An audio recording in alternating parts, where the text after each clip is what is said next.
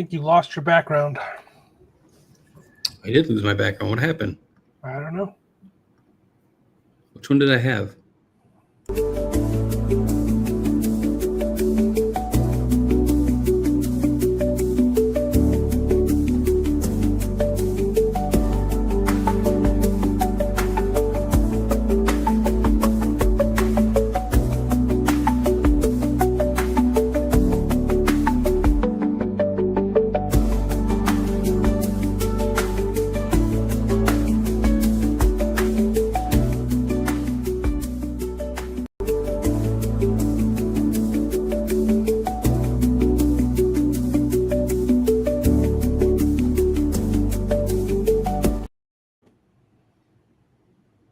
Man, we're out of practice. Letting that shit run double time, whatever. Oops. Oops. I know we've been. I can't remember. Well, you posted a video last time you were in town, a little short, kind of going over the fan wall. Yeah. But we really haven't posted a video or gone live in, God, maybe 6 months, if not longer. It's insane. Have a few drinks, have a few laughs, try to catch you guys up on what's going on at the farm and what we're looking at crypto-wise for the future, and just kind of building different bags of altcoins while we can before anybody else does. We're going to let you guys in on the secret.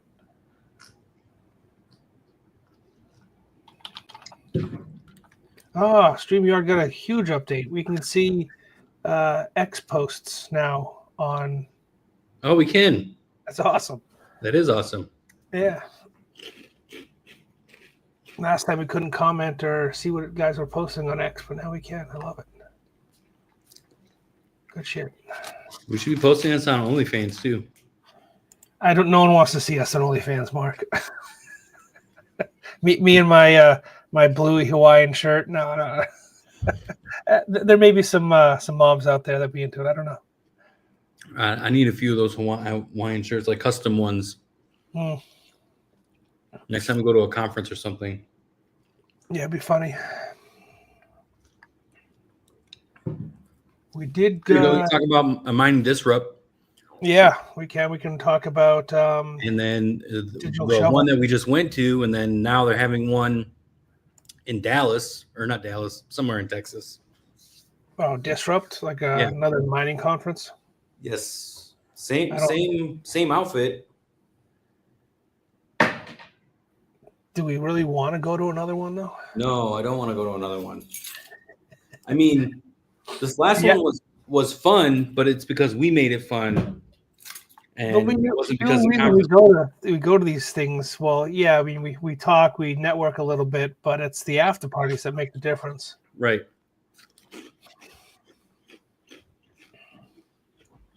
Like the digital shovel event was crazy. Off the chain. I give major props to those guys. They did a fantastic job. Digital Shovel partnered up with Maxim Magazine and rented this huge house right on the water with Maxim models. It was awesome. Dude, what's the first rule of Fight Club? I'm not going into details of what went down at the party, but it was a good party. Let's put it that way. Yeah. It was a fantastic event. I mean, we probably killed all the tequila in the house just ourselves. The four of us that went, yeah. Yeah. Yeah, not just Mark and I. We're not that bad, but the people we brought with us. We can be, though. Working on my 3D printers and listening. Okay. What kind of 3D printers?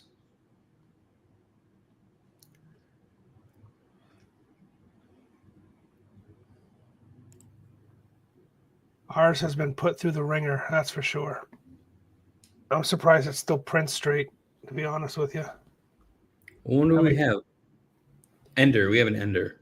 We have a Ender 3 that I heavily modified. Heavily.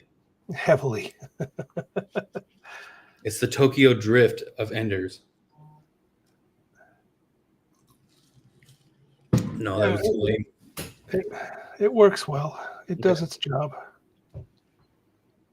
Go on. What? Go on. It does its job.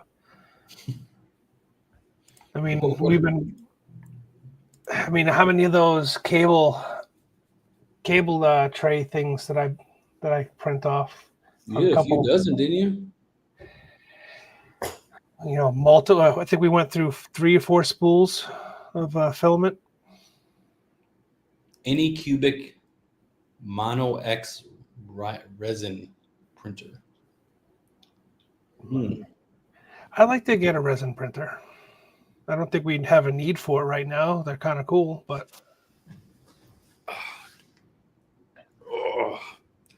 my back is killing me, dude. Your back is killing you.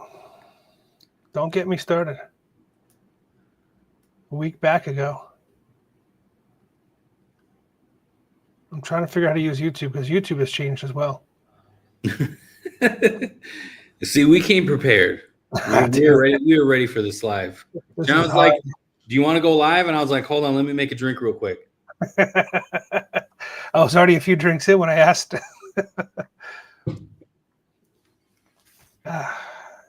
After having to move that platform out of Tristan's area. Dude, I can only imagine. For the auto shop, installing the fans, I'm toast. And then we set the lifts. We didn't install the lifts, but we propped, they're standing up again.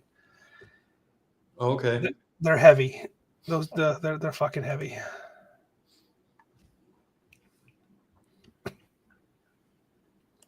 I'm not doing any manual labor for some time now. That's why we have techs, dude. And they're doing a good job. Yeah. Our main tech, Devin, he's been kicking ass on tickets. For those of you that are clients, you go into Foreman, open a ticket. If you don't hear from anybody or the ticket doesn't move in like a day or two, then you email our support group, support@coastalcrypto.info, and they'll get on the techs, aka Devin, and our new guy, and then they'll work on whatever the problem is or whatever it is. If you have GPUs only with the facility, which there are a very limited quantity of you, since we're phasing all that out, you just email support, but they'll get on it. They'll get on the tickets. I guess we can talk about that too. So I posted that video on the fan wall. We have a fan wall on our back wall. We need to do some enclosing, I guess. Does that make sense? Like what do we do? So I mean, it's been 6 months since we've done a video, right? So we haven't even talked about the fact that we're setting up another megawatt worth of racks in front of that fan wall that you took a video of. Right. So I have been asked by clients though. They're like, "Do you have space?" I'm like, "Yeah, there's a megawatt right here, just waiting to be tapped into." Yeah. So I mean, the big wall itself is 2.25 megawatts. You look like you're in a Japanese porn right now. Oh, sorry. I got blurred out. Let me get in the video. Well, your face was all pixelated. The initial wall build out is 2.25 megawatts, right? 75 plus 50 plus 50 plus 50. And that's on the low side too, because we should have been able to squeeze it. Like we could probably swap out one of those 50s for a 75. We can also squeeze more on the 75. Yeah. But that's neither here nor there. So it's the initial wall build out is 10 racks. They're 8 feet by 10 feet tall, 10 racks, 64 units per rack. We've built out 10. We're installing an additional 5 to go in front of the fan wall that Mark posted a short about, and another 75 or 70,000 CFM fan. So the fan wall is just under 200,000 CFMs. Yep. Plus the big boy fan in the wall. So once that's all in, right. So once that's all enclosed, we will have 4 70,000 CFM fans, the fan wall, which is 180,000 CFMs, and then I just installed 3 additional 23,000 CFM fans. And if we have to, I will open up the wall. It's not something I really want to do, but Mark has been pushing for me to cut the bottom off the wall. And I've been doing it slowly in chunks, just for security reasons. I don't want to open up a big hole, but we've been doing it. We've been slowly chugging away at it. So there's basically 500,000 CFMs pushing air out of the back wall. Yes. Yes, and it so just with the fan wall, I should have taken a picture for you. Remember how we shut those big black speed doors, the big blue speed doors, and they would bubble out into the low bay? They bubble, because and that's a 63,000 square foot, 50-foot ceiling room, right? So to be able to pull that much volume while we have fans pumping air into that space as well is pretty impressive. But heat is heat. Right now it's 62 degrees out, and machines are humming. Some of them are, in hot pockets, and we're trying to figure out where those hot pockets are and kind of close them off. But it's not much I can do when temperatures get above 90 degrees. What we could possibly do is maybe we could enclose pockets inside the hot aisle. Oh, so I don't know if you remember, we had that one fan that doesn't have the shroud on it. Yeah. Louvers. So I mounted some 2x12 to the bottom of it with some casters. Okay. So they're pushing air from the dead side or the left side of the hot aisle all the way towards, pushing it through the hot aisle towards the fan wall. Okay. So I'm trying to get air moving through it. But there's still a lot of pressure in there, enough where we, before I put those 3 fans in the fan wall, we blew part of the insulation off the top. So there's some pressure in that hot aisle. This would be all great content to film, dude. I'm just saying.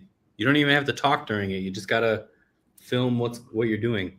I should have had Tristan film what happened last night. We haven't had a chance to talk about this yet. So this is news to Mark. So if you guys aren't aware, Tristan, great friend of ours, if you've come to the Coastal Crypto car show, he was there last year. He'll be there this year. And his company is actually partnering with us to put on the car show this year. Was it June 21st this year? But he's also subleasing some space from us and setting up a lift and doing a high-end custom automotive work. So he was there late last night. We'll say 10 o'clock, 10:30. I got the phone call, and he's washing up. And he's going, "Hey, John, are you in the building? Are you around?" "No, why? What's going on?" Because the shower's on." "Excuse me? Why the fuck is the shower on?" The shower was not like it popped. That somebody had physically turned the dial and left the shower on. It was off when I left at 6:30. It was leaking at one point, but it was I had made sure it was off. Devin made sure it was off. So somehow it turned on, and it was flooding one of the locker rooms. Wow. The guys' locker room? Because how does he know? How does he know? No, it was the women's locker room. Yeah, the women's locker room. Yeah. But how do you know that the shower? So what was he doing in the women's locker room? He was washing his hands because that's where the scrub is. Because that's the only sink that works right now. Right. So we don't have any women that work with us full time. So we just use whatever bathroom. Yeah, it's not like he can be a pervert if he wanted to be. But I'm still curious. Right. So he was washing his hands. It is the cleaner of the locker rooms, by the way, too. It is. He was washing his hands, and he hears something going, and he walks around the corner, and the fucking shower's going. Steam is flying because we got kind of fixed the hot water heater. So he pulls out his pew pew and is doing a sweep of the building at 10:30, 11 o'clock at night. Scared. Yeah, I'm sure he wasn't too scared, but man, that place is freaking haunted. Full disclosure, I'm looking at like all the features or whatever here on StreamYard, and it looks like we can only verbally respond to like X replies or whatever you guys are posting in X. No, I'm posting on everything. Yeah. But I can't type, you know what I'm saying? I can only, if I type it, it'll only go to YouTube. That's okay. So Serpent X Tech, what's up, homie? Chris, what's up? I don't see any other people from posting from X, so that's all right. Putting that out there. Yep. So we got ghosts that like to take showers at night, and then we got a cat that disappears. Dude, I'm telling you, I have seen orbs in there. Being there late at night, all by myself. Electromagnetic field we're throwing off in the building. I don't, that's understandable, but shit turning on and flying across the room, that's right. That freaked me out. We had a cat, myself, Devin, and Tyler. We all saw the cat together at the same time. We followed it. It walked across the low bay. We watched it go into the men's locker room, and it fucking disappeared. Don't know where the cat went. It's gone. We checked all the lockers. We checked, all the little hidey holes. Unless it somehow jumped 8 feet into the ceiling, I have no idea where that cat went. So this is the shit I get to deal with on a daily basis. Ghosts and cats and, overheating. Yeah, we need to do this more often too. Yes. Maybe like more than just once a week. It would be funny to get a kind of like maybe an impromptu live stream of the facility, just let the cameras run and people can watch us run around with our heads cut off like chickens. During the day? What do you want to do? Like put like a few GoPros on? Yeah, something. I mean, we need to upgrade our security system anyways. I mean, it works, it does its job, but it would be nice to get everything on one network. I want to get all that Unify stuff, but that shit's expensive. That'd be cool.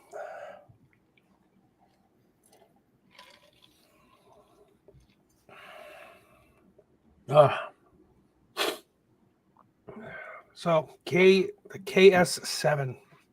Bitmain's kind of drawing at straws here, if you ask me. I think they've been working on. So, you're talking about this new Casper miner? Yeah. One, it's overpriced. I would not buy it. I would wait until it actually drops down substantially. Two, I wouldn't do anything. Yeah, no, you're right. I think that one, I think that they've had the K7 like ready to go since the KS5. But they wanted to hold off to actually put it out there when they felt the time was right. And I think they missed their window and they just dropped it. It's the same chipset, right? It's not like a new chip model. Oh, yeah, no. They just found a way to make it more efficient. It's the same wattage as the KS5, but now it's the K7 with 40 terahash. Put more chips on there. Yeah, in my opinion, I mean, if the KS5 right now is going for like, I don't know, 1,300, 1,500, depending on where you're looking at, the K7 should be like $3,000 at most. But Bitmain's trying to like finagle 5,500 with coupons. So even more than that if you don't have a Bitmain rep. So it's like they need to take a bath on that machine, unfortunately. But will we get price discovery with it? Yeah. With the price question. With the price of the machine, what's the price at right now? I'll be honest right now, like if we want to give out like some trade secrets or things, what Coastal Crypto is doing. Well, one, I mean, obviously it's always Bitcoin. Bitcoin is always, that's a, what is that? What is Well, something that's always like that's just that's a the Ice given. River It's a given. K7 KS7 from Ice River is what 4350. Which that one's also close to 40T, right? Yeah, 30T and 3500 watts. The Bitmain is 40T and 3080 watts.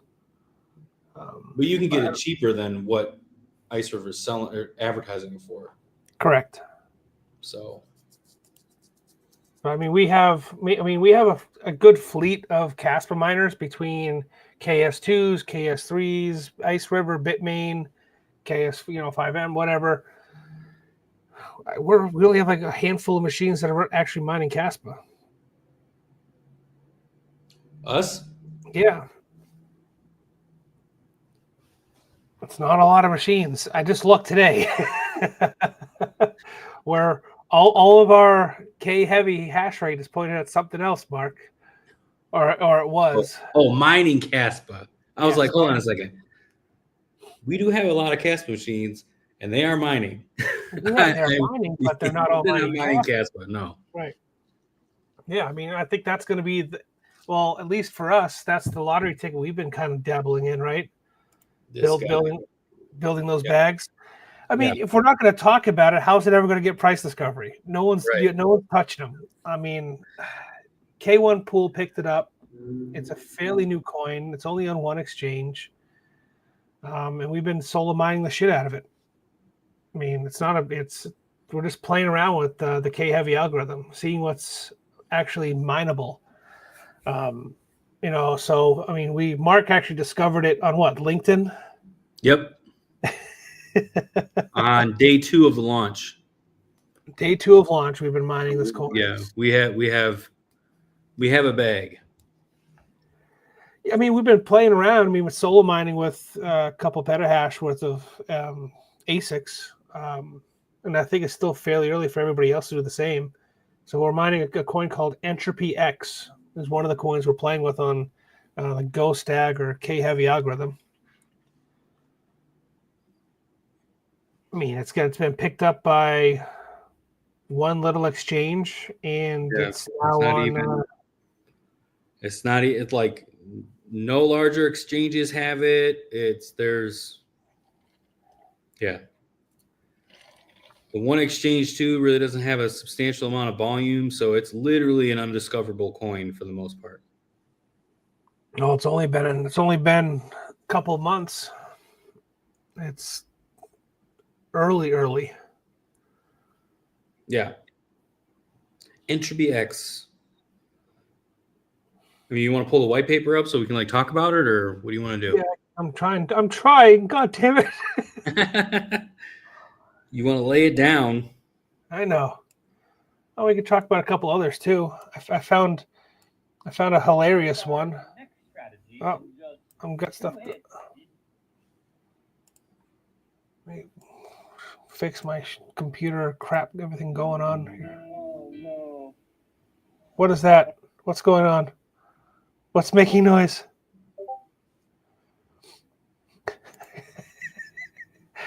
Sorry, I'm the one with the tabs going off in the background. Usually it's Mark with a million tabs open. Right. I closed all of them so I could run this on my laptop because the computer that I normally run this on, I need Wi-Fi for it. It's not.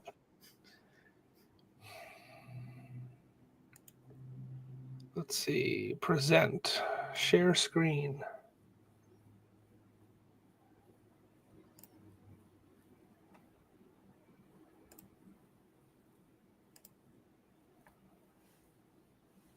There we go. Look at that. Entropy.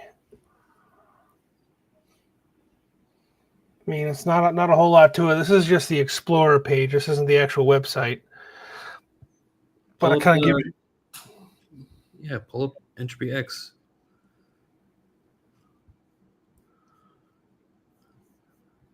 Send me the link. I'll pull it up. Okay, hold on. Jeez. I was just pulling up the Explorer for you. At least you can see the network information. I mean, you can see it, nearly no price discovery, very little volume. Market cap is still tiny. I think most of the petahash hash rate that's being mined is hours right now, because, like I said, it's super new. Shit, how can I send this to you? Discord. Oh, if I open up Discord, things will start screwing up. Oh, Jesus. Put it in the chat. Oh, that's probably a good idea, actually. Put it in the chat so everybody else can see it.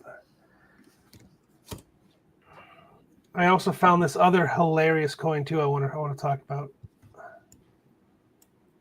There's Mark's contribution.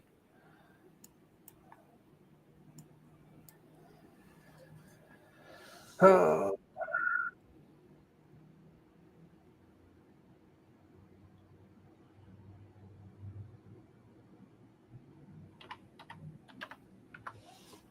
entropyx.org. You know it's legit when it's .org, right? Right. Web wallet, read white paper. Do I really want to read the white paper? Or I just want to skim the page.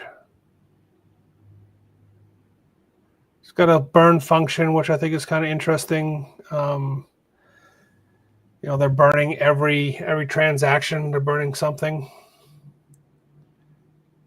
210 per transaction is being burned, whether you're mining it and they're paying you out or you're, sending it peer to peer. High performance process, 1,000 plus transaction per second. Yeah, but the great thing, the appealing thing of this entropyx is the smart contracts are priority on the chain. Mm-hmm. So essentially, this is built specifically, and that's the whole reason they have the burning in general, is so they can do these smart contracts. And so essentially, that's phase 2. Which they're working on and implementing now at this point. So it'll be fascinating to see what happens. But yeah, like it's still way early comparatively. Right, and you can mine it with your KS2, your KS0, your KS3, like machines that were paperweights because Caspa's aggressive reward structure. Machines that are not profitable mining Caspa are actually going to show some kind of reward.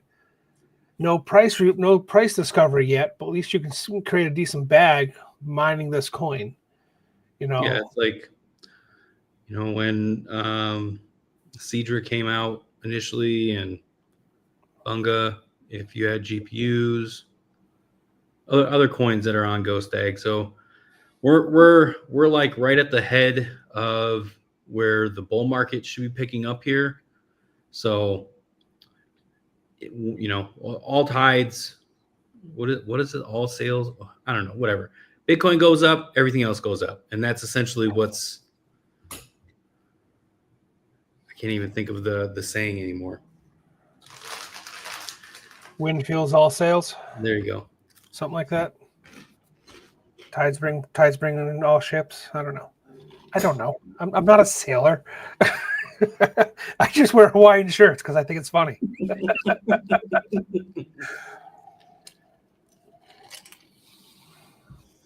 Speaking of hilarious coins, I found this one today, and it's actually being mined on Retro Mic Pool. I'm not even sure how to say this correctly. Waglela. Waglela is a fork of Caspa and 3 primary goals. Like, come on. It's the daughter of Dogecoin and Caspa. It's hilarious. It's this little anime dog, and as you mine it and you get the rewards, the wallet barks. What is this, like fucking Animal Crossing? I don't know. It's hilarious. It's on two exchanges, but it's supposed to be only mineable GPUs. But I was able to connect 2 KS3s to it. I serve KS3s. Really? Yes. like a couple hours ago, and we're solo mining it, and it's raking it in. It's What are insane. you solo mining it on? K1? No, uh, sumo hash. Oh, okay. But Retro Mike Pool has one. RetroMike.net has a pool. There's a couple. Here, I'll bring over the mining pool stats for it. How about that? Does that help? Yeah. There you go. So we have been testing what we can connect these ASICs to for the K heavy algorithm. So this being one of them, it's just kind of a roll of the dice. Downloaded a wallet on my laptop and been mining it. Other than Entropy X, tried to connect to Bonga, whatever it is, Cowabunga. But was unsuccessful. I think the Ice River crashed. I'm trying to remote into it, and it crashed. But Bunga, Cedra, Entropy X, they're all on K1 pool. So just kind of some finagling, I guess, with the difficulty levels. You should be able to mine them with an ASIC. Like I don't see why not. I mean, you can spoof a lot of the difficulty levels with these ASICs by inputting different parameters into the password field of these ASICs to offset the difficulty. So, I mean, that's it. I don't know. I just own a crypto company. I play with this shit for fun. But Oh, TW Pool has it too. yeah, They're one of the first ones to do Entropy. yeah. TW's got it. We're on Sumo Hash because it's a US based, and I am solo mining on Sumo Hash. It would appear that we're the only ones solo mining on Smash. No, there's yeah, maybe. 22 hash. It says it right there. No, 2 miners. Yep, it's us. Total of 108 miners total. But yeah, it's a tiny little coin. It's hilarious. I just thought it was funny. I wanted to see what we could connect these KS3s to. Like, what can we physically mine with these machines other than Caspa? I don't want them to be paperweights. I mean, Bitcoin gets too crazy. We can switch over to Bitcoin Cash or something else. Which Bitcoin Cash is actually doing pretty well right now. Right. I just saw Red Panda ended up actually solving a block with his floor heater. Oh, He solo mined a block with his floor heater. So I'm sure everybody else is going to be on that. Oh, he deserved it. He did good. Good job. Good job, Panda. Good job. Golf clap. Golf clap. Yeah, don't throw away your KS3s yet. They're cheap. They're on sale. I think it's a great opportunity, in my opinion, to get your hands on some of these, especially because they are so cheap. And there's a lot of people getting rid of them that are just, I mean, these massive farms, guys bought, hundreds of thousands of dollars of KS3s, and they're no longer profitable for Casper mining, or they are, but it's hit or miss, right? Yeah. Spin your chair a little bit there. I'm talking to the miners. I was showing off the farm a little bit in the back. Oh, there you go. There are the trees in the background. Those aren't trees. Those are miners. Those are machines. Oh, it looks like a Christmas tree. I built the racks, Mark. I know what it is. Did you? We built the racks and disassembled and rebuilt and disassembled. Yeah, I mean, don't get discouraged. I mean, it'd be cool to see the KS7 bring some price discovery to the Caspa network, but don't jump the gun and throw away your KS3s or sell them for pennies of the dollar. I think there's other coins that have some serious potential that these machines can be turned on to. Entropy being a big one. One, because it's so new. You know, I think Bunga and Cedra are right around the corner for somebody figuring out how to put asics on these. And of course, the little dog there. You know, who knows? Have fun with them. Build a bag. Build your bag. Yeah. What's the going price of a KS3 right now? A KS3? Yeah. A few $100, maybe.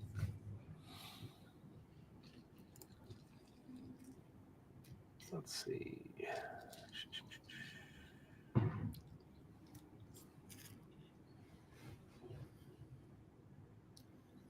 Yeah, I mean it's less than like $600, $500. KS, you can get a KS5L for $550 ish. I mean, That's worth the investment. I mean, if you're new to mining, you know, it's a great entry point for learning how wallets work and how solo mining works and how block discovery works. And, you know, it is exciting, even if it's not worth a whole lot, to see how much, you know, of this coin you can actually mine. Whether it be this, you know, WAG coin or Cedra or, you know, Entropy, and, you know, you're mining a couple thousand of it a day. You're solo mining it. I mean, it's a great place to kind of discover and learn, and then expand your knowledge. And then now that you understand how the machines work, how the network works, how you interact with it, whether it be, you know, a web wallet or you know, a desktop wallet, or, you know, having to import the wallet to Trust or Tangent or some shit. You know, it's a great learning tool, I think, if anything else right now, but you're also building a huge bag that could be worth a good chunk of change. 100%. Now it's time to spec mine. Right? Have fun. Learn. Play with it. Don't play with it too much. You don't want it to fall off, but, you know. What do they say? More than 2 shakes and you're playing with it? Yeah, something like that.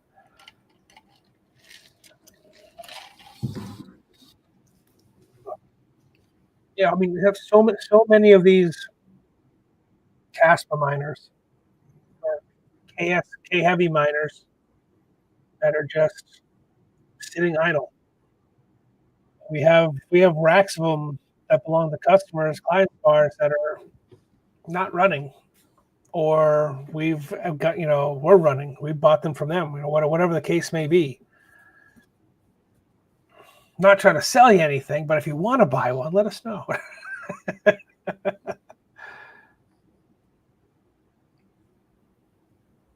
Yeah, I'm curious to see what the KS7 is going to do to Casper price, because that's where most people are going to push that hash rate first. Right. I mean, it should go up. It has seen a little slight bump. It's nothing crazy, like I think 9 cents or something, but you know how Bitmain manipulates. As soon as they drop a machine or they're about to drop a machine, the price goes up. People get interested. They start buying the machine. Up and down. Yada, yada. Yeah. Yeah, I find it hilarious that Bitmain's trying to do it with like the T19, not T19, the S19 XP hydros that are like 240 terahash. With these ant racks, they're like trying to manipulate selling these. They're like, hey, it's a really good deal. They were all over the place at Disrupt. Like, they weren't Right. pushing the S21s. They weren't pushing the Nope. T21s. They were pushing the S19 hydros and the ant rack. You know, who was it? We had, well, the Bitmain booth had them, but who's next to the Bitmain booth? It was whatever that legitimate host yeah, distributor. whoever it was. But there was a couple booths that had the ant rack, and that's what they were showcasing. So, I mean, the ant rack is nice, not gonna lie, but I mean, you buy a used rack, get the internals, you can save money essentially. If there's,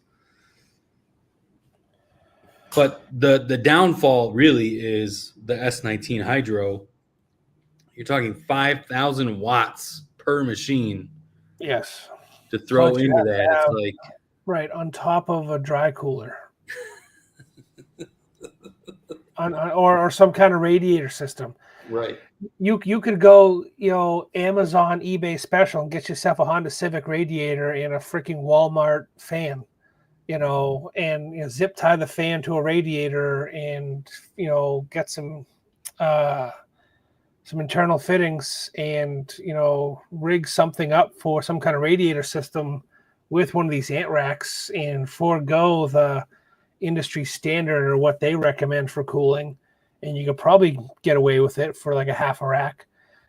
Save yourself some money. But yeah, you're talking, if you go the direction that they want you to go, they want you to get the ant rack, which has its own power supply because it's got its own pumping system, because it's got to pump the coolant, back and forth, or the oil, the water. And then you're going to have some kind of radiator system. The radiator is going to have a fan, or you have a heat exchanger, or whatever it may be. So, yeah, you're getting more hash rate, but at what cost? The amount of power that you're having to throw away. Yeah, those ant racks can do maybe 4 machines. So 20,000 watts. If you use the S19. Right. So I'd rather pick up, spend a little extra money and grab an S21. S21 hydro, where it's like almost half a petahash. It's like 470 or something. Yep. Yeah. 100%. Yep. And there's tons of machines available right now in the States. Not having to worry about tariffs, or you don't know where you're at with the tariffs or what's going on with importing and exporting and all that shit. There's a ton of miners or mining facilities that are liquidating right now. So S19s are regularly available, used, yes, but we go through them for you guys. We take, make sure that they run. S19 XPs, the 134s, the 141s, J Pros, the 110s.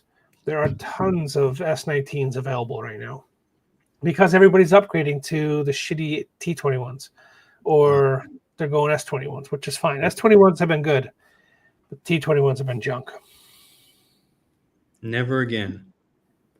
Yes. So there are quite a few of you guys watching. I don't know if you're on YouTube or if you're on X. If you're on X, make sure that you comment on the posts, ask questions, and do all that fun stuff. Mark and I have a competition going. Mark is trying to push to build X. I'm trying to push to build YouTube. There you go. Yeah, exactly. We're trying to figure, who's gonna win the push. YouTube is already monetized, but YouTube has been established. Our subscriber count has been kind of stagnant, and Mark has been shit posting on X quite a bit, so his count is catching up to mine on YouTube. But whenever we go live on YouTube and X at the same time. That way it's fair. But make sure you comment, like, subscribe, follow on X, whatever it may be. Well, I wasn't trying to be gay like that, but yeah. Mark, that's not politically correct, my friend.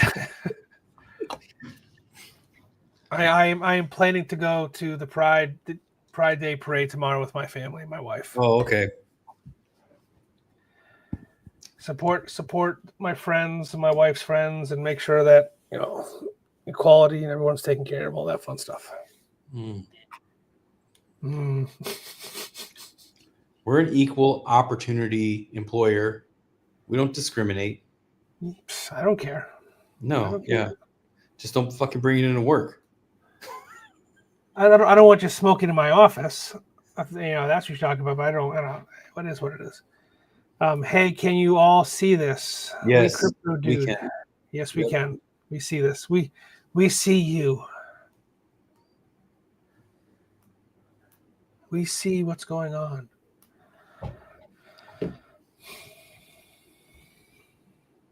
Yeah, I think our techs have a pretty cushy job. They work their asses off, but we don't get on them for a whole lot. Nope, but when we do, they quit.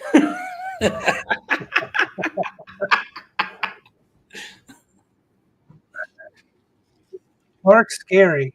I'm afraid John's going to yell. Are you mad at me? I just watched John throw a 40 pounds halfway across the shop. He just drop kicked that GPU case. Why'd he do that?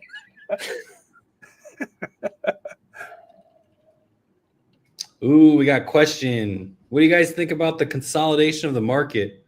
Seems like the days of the home miner is long gone. Wondering from y'all's perspective. Well, GPU mining's dead for sure. Don't say that. You're going to upset people. Come on. Right. GPU mining is dead. The home miner is getting pushed out. There are companies like Ice River where they made an attempt. Gold Shell still making an attempt to keep the home miner engaged. Really just depends on the block reward of the project that they're trying to push, honestly. So it's the home miner, that their days are numbered, but in a bull market, the home miner is going to make some kind of they're going to see the honeypot essentially during the bull market. Like, it's going to happen, whether it be, well, it won't be Ethereum, obviously, but it'll be some type of GPU mineable coin that gets launched. Maybe Raven coin pops and something happens. Entropy X. Right. So then all of a sudden these small KS0 type machines can, get back in the game. I mean, one thing, like with Radiant, it had its little pump with like a couple asics hitting the market and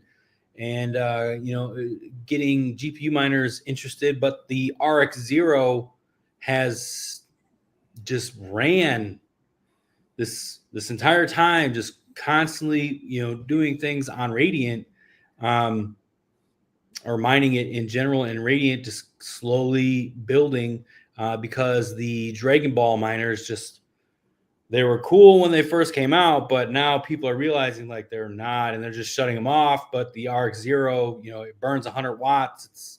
It's doing its thing. It may, you may be looking at slivers of a penny, but still it's 100 watts. Alio, whatever I mean. But yeah, zero, yeah. No Bitcoin mining specifically for the home miner. That's gone. That's gone. I mean, specifically, we're talking about like machines that run on 277 now. Your standard house has 240, 120, 240, or 210, 140. These brand new 3-phase machines run on 277. You can't run those at your house. You can't do it. It's not going to happen. But what we're seeing is machines like Alio or the Gold Shells or the Castle machines or these other altcoins. But what are you guys doing with all those coins? You're not holding those coins. You're selling them to buy Bitcoin. So I mean, right. that's the in plan. Most cases, right? You're not holding the bag just to hold the bag. Not everybody. Granted, not everybody. Some those projects do have value and they do stand for something, I'm sure. But at the end of the day, you're selling, or it's being, somebody is taking that altcoin and flipping it for Bitcoin. I'm making $50 a day with the new Gold Shell, Alio miner, whatever. You're spending, you're flipping that $50 for Bitcoin.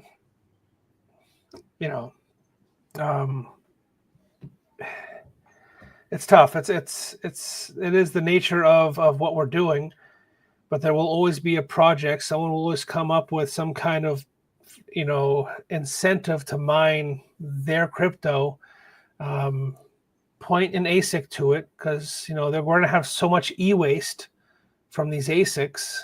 You can only so many of these machines can go into a museum, right? Where do the rest of the machines go? They're e-waste. They get scrapped. They get melted down.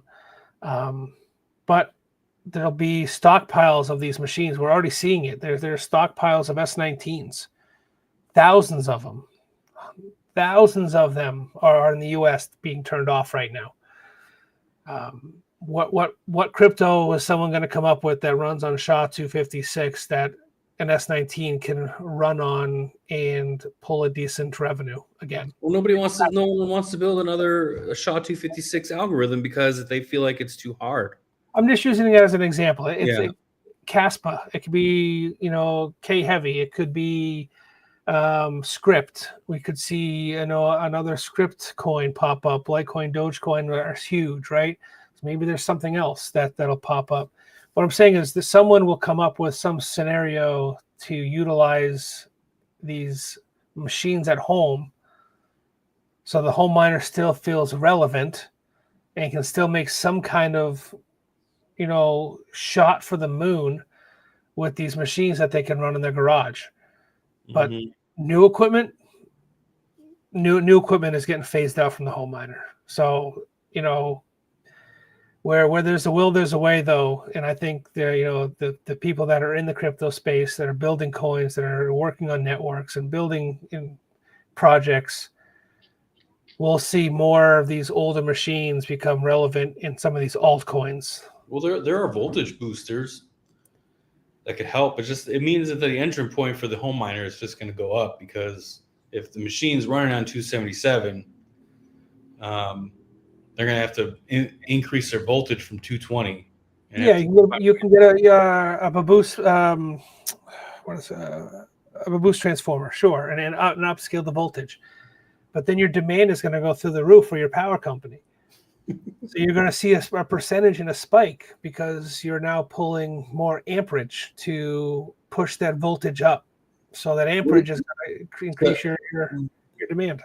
The initial question, though, was, what do you guys think about the consolidation of the market? I think it's needed. It's always, if we look at cycles, any Bitcoin cycle, period, like there's consolidation before the God candle. And we're just shy of 95 right now. Yeah. For Bitcoin. Sweet. So yay. I'm not excited over 95 yet. It's cool. Honestly, I would prefer it to be like 89, 90 and just kind of sit there for at least a couple more months. Just let it sit there. But yeah, I'd like to get my hands on some more cheap equipment, because when the market's cheap, equipment's on sale, and we do our best to keep that stuff. Yeah, no, the sentiment right now around any type of mining is just doom and gloom. And obviously, that's the time when you should be accumulating equipment. Yeah. Like, everybody is super negative right now, no matter where they're at in the space. Yeah, if you guys are hosting with us and you're trying to get out, ask us first. We will most likely help you in some way, shape, or form. We're not, we're not going to even do what we can, right? Where our purse isn't, infinite, but we're willing to work with people. Let us help. If you want to get out of the crypto space and mining, ask us first. And if we can't facilitate that, we'll make sure that we help facilitate it with somebody else. But ask us first.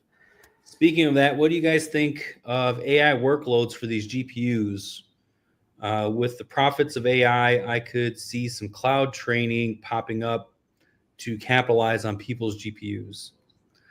I think the GPUs that will be profitable within the AI space will have high memory cell count. So, we're talking, 12 plus gigabytes worth of memory.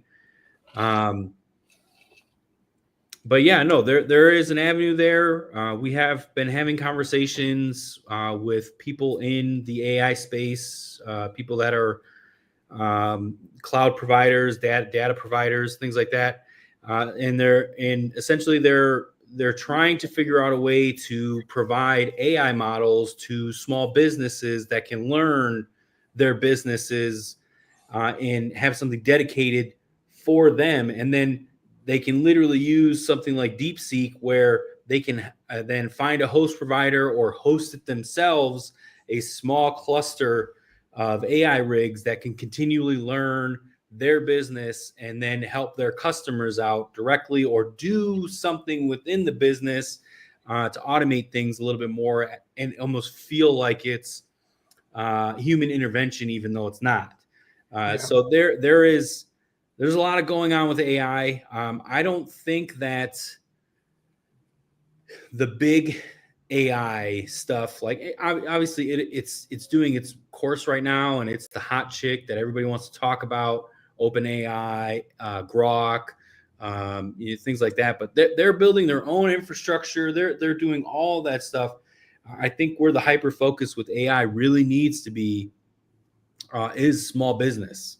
So essentially, you'll start seeing outfits popping up where they're helping small businesses adapt to their own AI, so they don't have to lean on OpenAI or Grok or DeepSeek or any of that to have an avenue of learning or that technology, and that technology then gets hyper specific to their business and helping them grow. Right. And us included, there's a lot of facilities that are trying to already set up for traditional data center infrastructure, to make that change or to incorporate that into their portfolio. I mean, we have been discussing it for the past couple of months now, but the biggest thing with that is the uptime. Cryptocurrency mining, 98, 99, 95 to 99% in that range is acceptable. That is not acceptable for traditional data centers or AI models. You need to have 99.9% uptime. So what does that entail? That's, a generator. That's a battery. What are the steps for that? I mean, you have to get a data center license. Depending on your state, you have to get EPA regulations to pass. You have to get state certifications. Like, there's a lot that goes into it. I've been looking at the paperwork, trying to fill it out. So it's a shit ton, but it's there. I think AI is going to be a great bridging mechanism between traditional data centers and what we do, industrial data centers, cryptocurrency mining. Okay. I think we're going to see a good intermingling with these AI systems in place. But there's a lot of work to be done. I mean, we have about a half a megawatt that we have kind of, quote unquote, put aside, if you will, for AI. But to do that, we need to create a clean room. We need to create some kind of backup system. We need to create some kind of redundancy network, and that all takes time, effort, and money. That unless you have tons of funding, is difficult. But I'm curious to see where AI goes. I really am. Me too. AI, make my drink. That Optimus robot, and top me up. We are getting an Optimus robot. That is happening as soon as they are 25,000 a pop.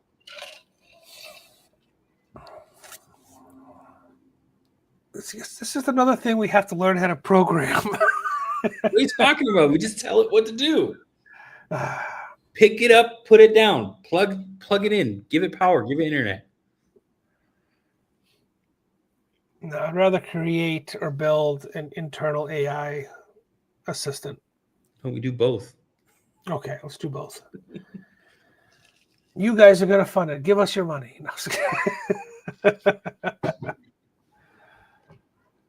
No, man. This building also getting an e-girlfriend. An e-girlfriend. You go right ahead.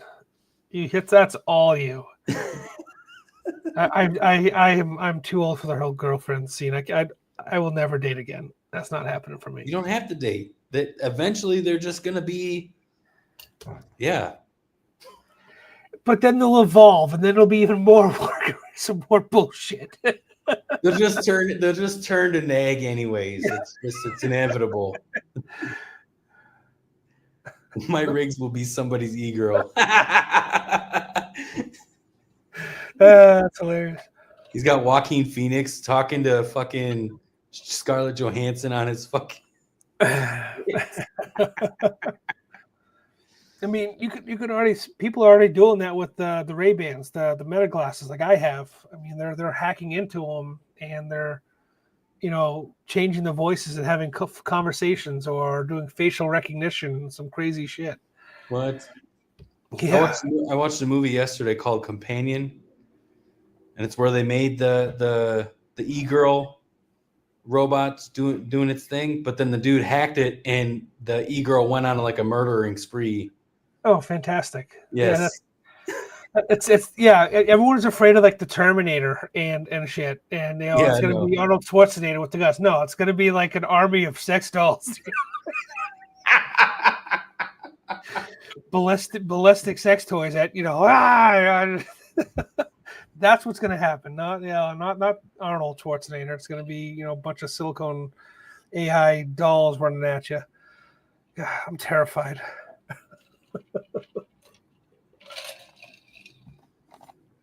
God. What else you guys got? I'm curious to know where you guys stand in the crypto space. Voice your frustrations with us. Let us talk. Let's talk through your frustrations if you're a host client. Because I know there's been some people that are up there that are frustrated with us. Again, the door's always open, but I'm willing to talk with you at least for a little while to see why you're frustrated, so I can try to better my situation at the facility. There's only so many holes I can put in the wall, though. But I don't see a lot of complaining about heat right now. And I mean, it's 60 degrees right now. yeah, But we have, during the day, it's 80s. and at this point, I mean, our smaller clients are dwindling. We have essentially more handfuls of larger clients at this point. So,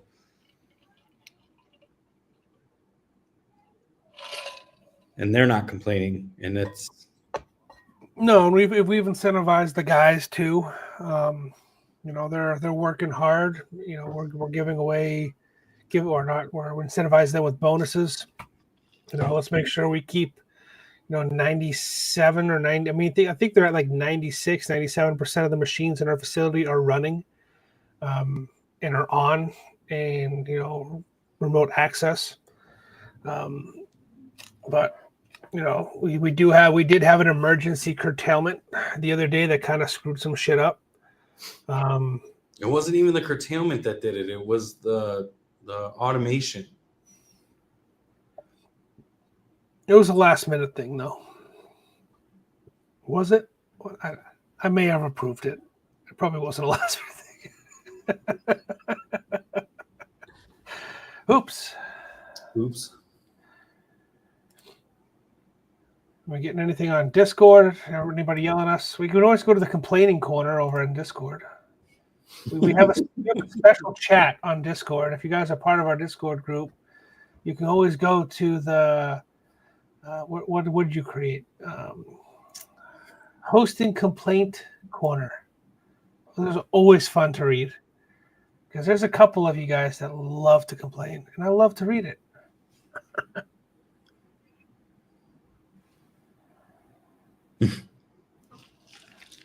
Well, I mean, that's what it ended up being. It became that. And then as the clients that were constantly complaining, were departing or got resolved in some way, shape, or form, it tamed down. Yeah, no, I'm usually invisible on Discord, but I am there. I see you guys.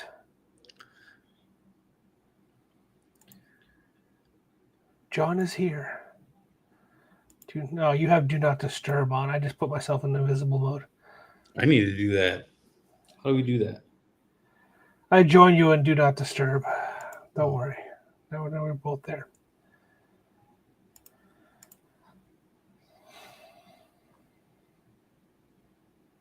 Ooh. Shirts are available for the up and coming car show. I'm excited. I need to steal a couple of those. I made the mistake last year of ordering way too many shirts, so I've just been giving them away from last year's car event. So this year they're print to order. So they are, yes, a little bit more expensive, but there really isn't any markup on them. They are what they are. You get what you get. They seem to be decent quality. But I'm only ordering a limited amount for the actual car show event once we get closer to the car show. So if you want your shirt pre-car show, you want to help support the meet and greet, pick them up now. They're available on Can you show them on here or no? Yeah, I can pull them up. He said, drop a Discord link. Oh, jeez, make me do so much work. Dude, the longer we stay on here, the more people watch. We got to keep. We're just gonna be on here all night. All night. I gotta put my kids. My kids should be in bed right now, but my son's playing Xbox. I'm pretty sure my daughter put herself to bed. But She's like, I'm out. Good night, guys. Yeah, pretty much. No limit. Expires never. Generate link. Copy link. Paste link. I don't know if it's going to post in X, but you can copy it off your screen. I'll leave it up there for a few minutes. Here, let me go off. I'll go copy that and then. Okay, you go take care of that. And then put it in X. Let me see if I can pull up the shirts. Cars and crypto.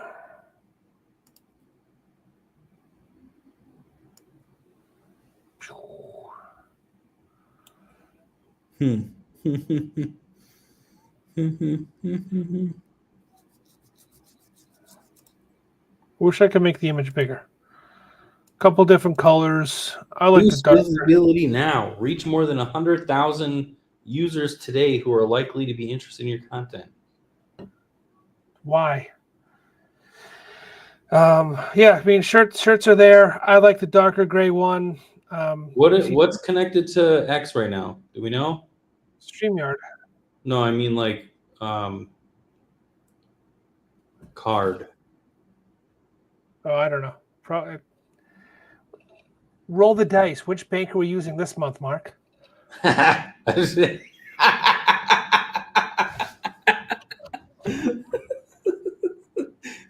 The one we're in between. That's what. Because we keep getting debanked. Constantly getting debanked. But yeah, no. I'll drop the link here for the shirts as well in the chat. Oh shit! Find where my mark. There we go. Copy. Paste. I don't see the comments though. On X? Yeah. I don't know. They're there because people are commenting. I know. Shirts are available. Oh, either way, I'm just gonna put this here. Paste. Post that there. Post the t-shirts. T-shirts. I think I did a good job in Discord, so I don't know. Not Discord. X. We do have Baca coming. The biker club is coming to the Cars and Crypto event. Baca is. Holy shit, dude. What?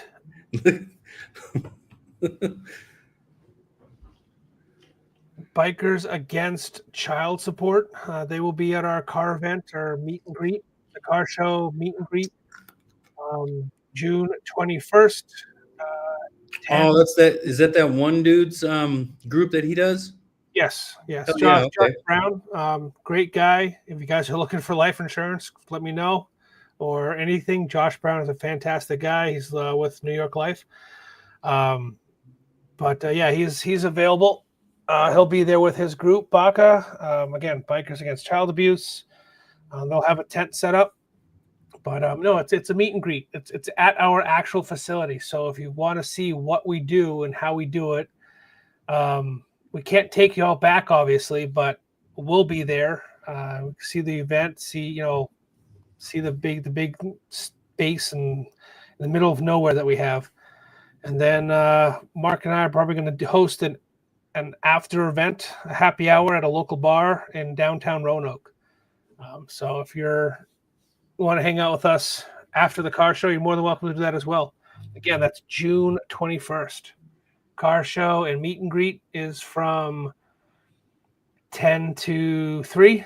And then from 5 until whenever we decide to stop drinking, we're going to be doing a happy hour downtown. Location to be announced. Yeah, it'll be closer. I mean, once you're there, we'll probably just announce it the day, or not the day, but like, I don't know. We'll figure that out. Anyways, when is the car show a thing again? The hangout, June. June 21st. Okay. June 21st. Meet and greet, June 21st. Yeah, and so Huddle AutoWorks is a company that is helping us put on the car event and meet and greet. They are a custom car shop and renting space from us at our facility. Great guy, very knowledgeable, knows what he's talking about, knows what he's doing. But he'll be there to answer questions and kind of shoot the breeze with you guys. But he doesn't do oil changes. He doesn't do the everyday bullshit. He builds hot rods and race cars and works on some pretty awesome stuff. Right now we have a 54 Chevy pickup truck and I think it's a 48 Chevy pickup truck that he's working on right now, putting a small blocks in each of them, doing some custom motor mounts and body stuff. It's pretty cool. And then he's also building our race car too. So, I mean, we have a race car. Yeah, it's a Coastal Crypto race car. It's kind of cool shit. Can't wait to get on the track. But I want that shirt. I did good this year, didn't I? Yeah, in that color too. Like that's a dope ass color. Thank you.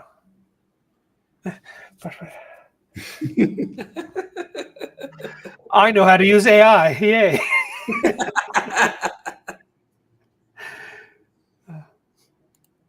I enjoy it. I like designing stuff like that. I apologize for the thumbnail on this video. It's horrible.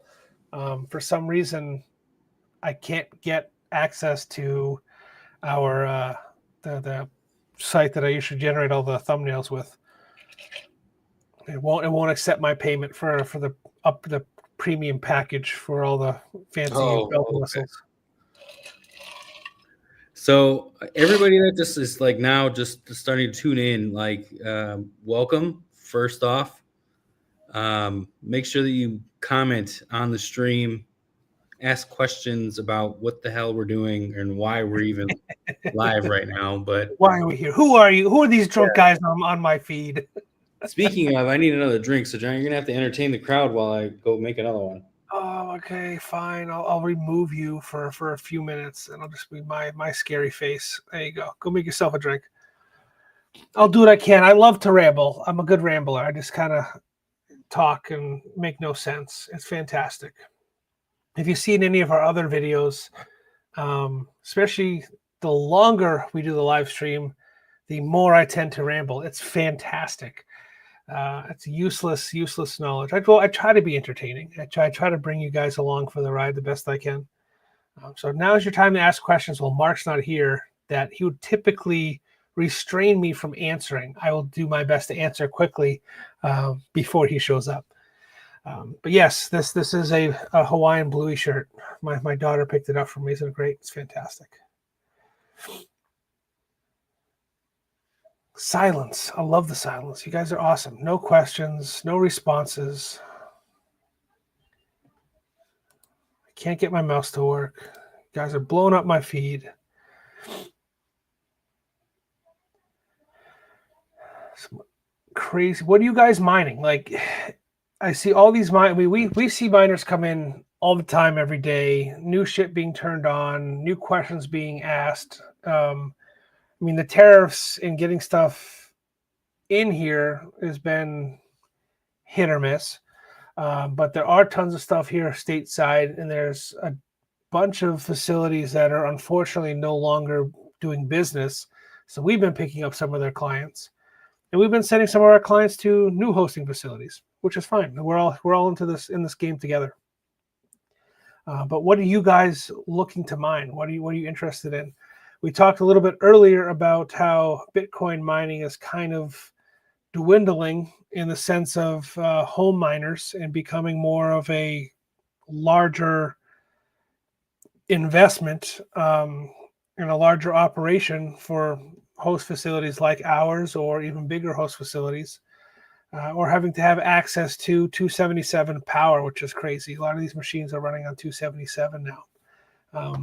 But yeah, I mean, I'm interested to know what the everyday home miner is looking to do. We were talking earlier about using the Ice River KS3s and the KS2s to mine other altcoins instead of just Caspa, utilizing them to mine, say, Entropy X, which is a new coin that's only been out for a couple months, or Wag Layla, little tiny coin that you can finagle and get an ASIC to mine on, and actually produce some decent coin return, build a bag. But there's other coins out there that can be mined on these KS series machines. We're seeing a good influx of actually used machines in our facility. People picking up the S19 XPs, the 134s, or the 141s. Those are readily available here in the States if you guys are interested. There's tons of them out there. They are used. We get them in. We usually buy them in pallets. We'll do group buys for everybody to try to get the best price possible. It's usually 50 units per pallet. We try to grab a couple pallets. We get a couple hundred sales, and we go through them for you guys. We replace the fans. We blow them out. We clean them, and we get them running. But it seems to be that those are, in abundance right now. Hey, Mark's back. Are you ready, Mark? Shake your head. I can't hear you. Okay. I'm just rambling like I always do. So It sounds like you're trying to sell equipment. That's what you're trying to do. I'm trying to sell everything. You want. I don't want to. Hosting.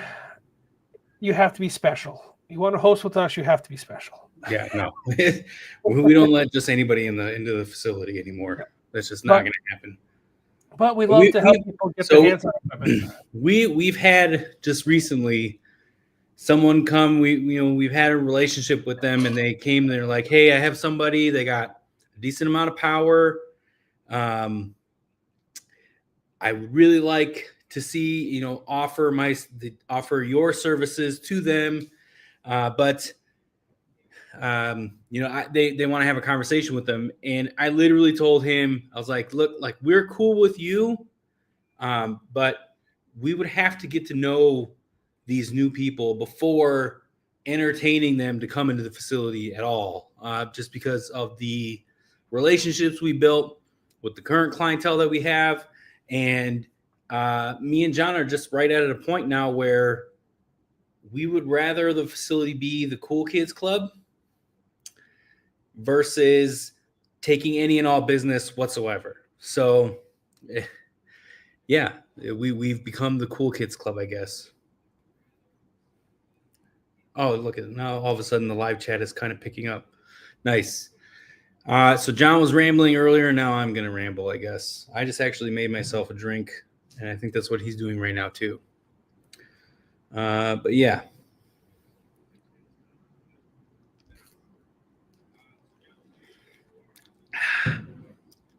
Damn. What do we have going on? All right. So the Discord link is in the live chat. If you want to go check that out, ask questions, post it in, put it in the live chat. It literally looks like there's 7,000 of you watching us on X right now. If that's really even real, or if that's just some bot thing that Elon does, I don't know. Make a comment and let's find out.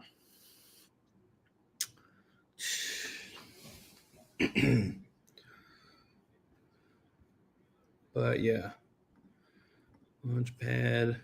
Just trying to think. Me and John threw this together. He's like, "You gonna go live?" I'm like, "Oh yeah. Let me make a drink real quick, and then we'll go live." 3 or 4 drinks in, and we're doing fantastic.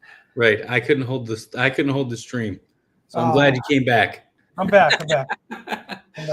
I ran out of juice. I ran out of juice as soon as you left. I rant and rave and say random shit. I was telling them that now is the time to ask me questions now that Mark's gone that I typically wouldn't answer because Mark keeps me in check. Too bad they didn't ask you any questions. They didn't. But 7,500 people watching us on X right now.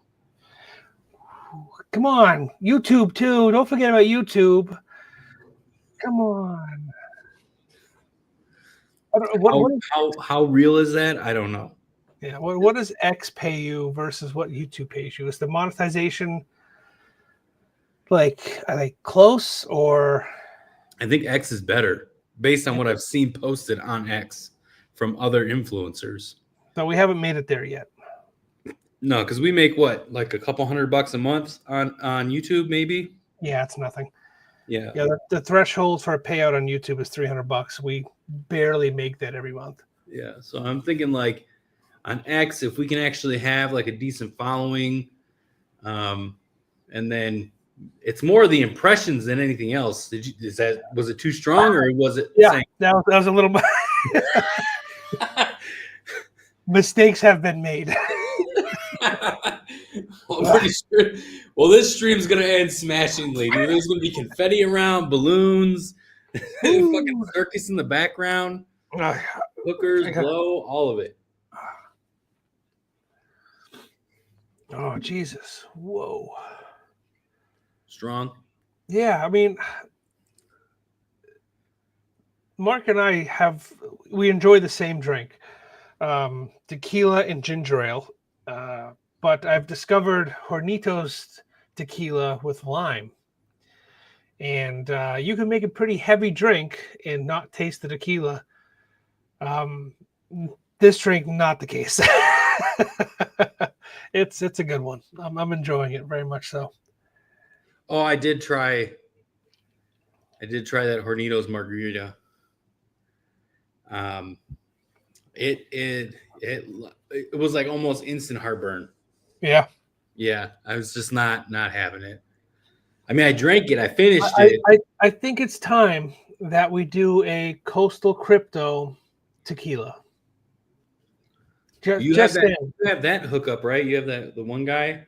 I'm trying. It's a small, single batch tequila. I think I have a contact on a distributor, at least here.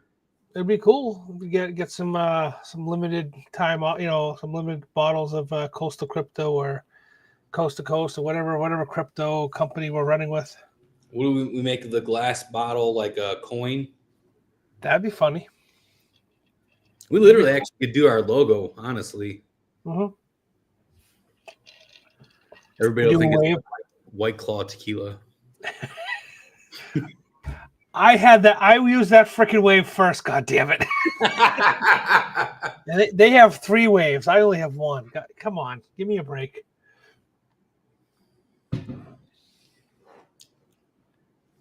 Who's out there? Who can we invite to the stream to enjoy this debauchery with us? You want to open the stream to other individuals? I like talking to people. I like arguing when I'm drinking. Like, I don't like people when I'm sober, but I'm drinking, so I'll talk to people. I mean, e-girls aren't much for a conversation, Mark, but who else can we talk to? They are definitely not for a conversation at all. They're just for looks and vanity. I don't even know if they can hold a conversation. Oh, that hurts. For who? Them or you? I don't know. I was holding a good conversation with the Maxim models at the conference. They may have just been, let's just talk to this drunk guy for a few minutes. Yeah. He seems harmless enough.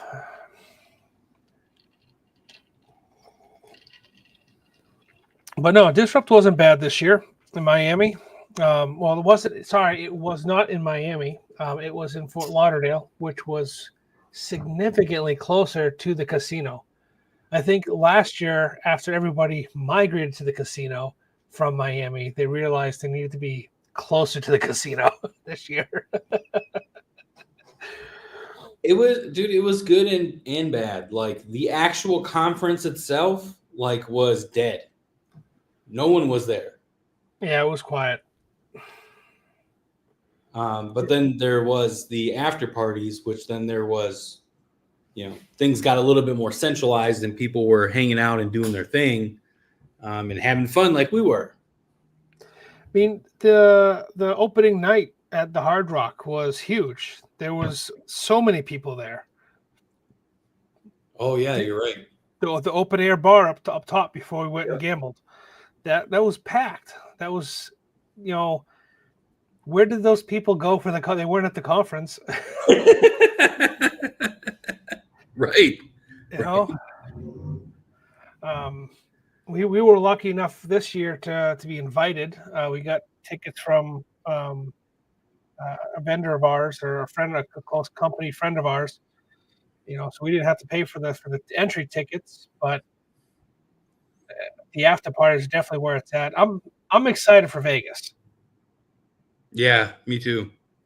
Especially because, there's just a lot of different things that we've already been invited to. So yes,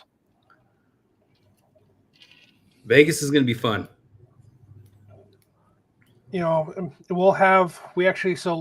went to the Bitcoin conference last year in Nashville. We just jumped 1,000 viewers by just mentioning Vegas. So maybe we should kind of just focus on that for a second.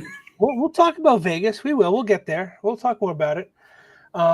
We talked that the Bitcoin conference last year was in Nashville. Trump was there. Michael Saylor was there. It was hosted by Russell Brand. Yeah, it was good. It was a good event. Like, conference wise, I typically don't like to sit and watch people talk and do their thing. RFK was there.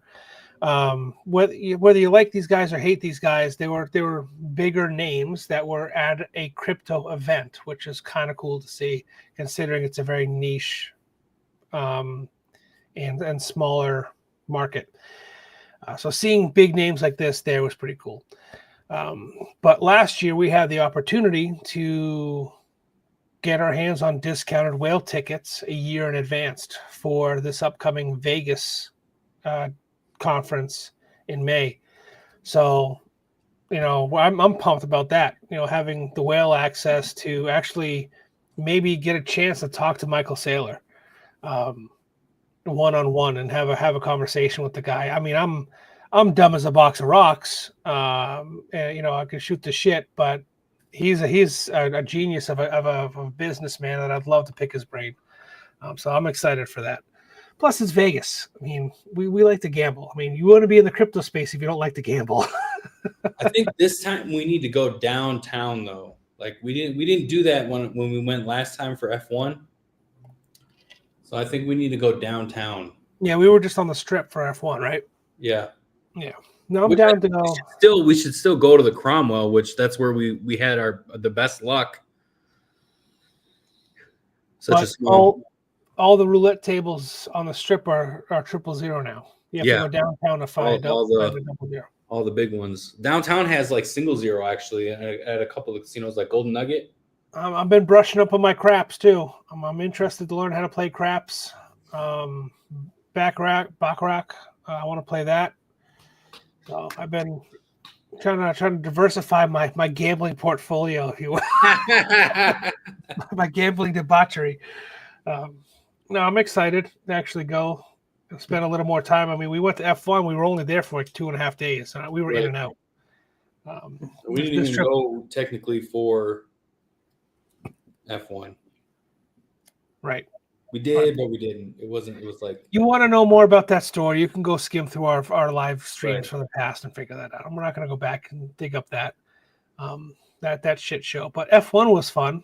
I mean, we made some good contacts at F1. We had a good time.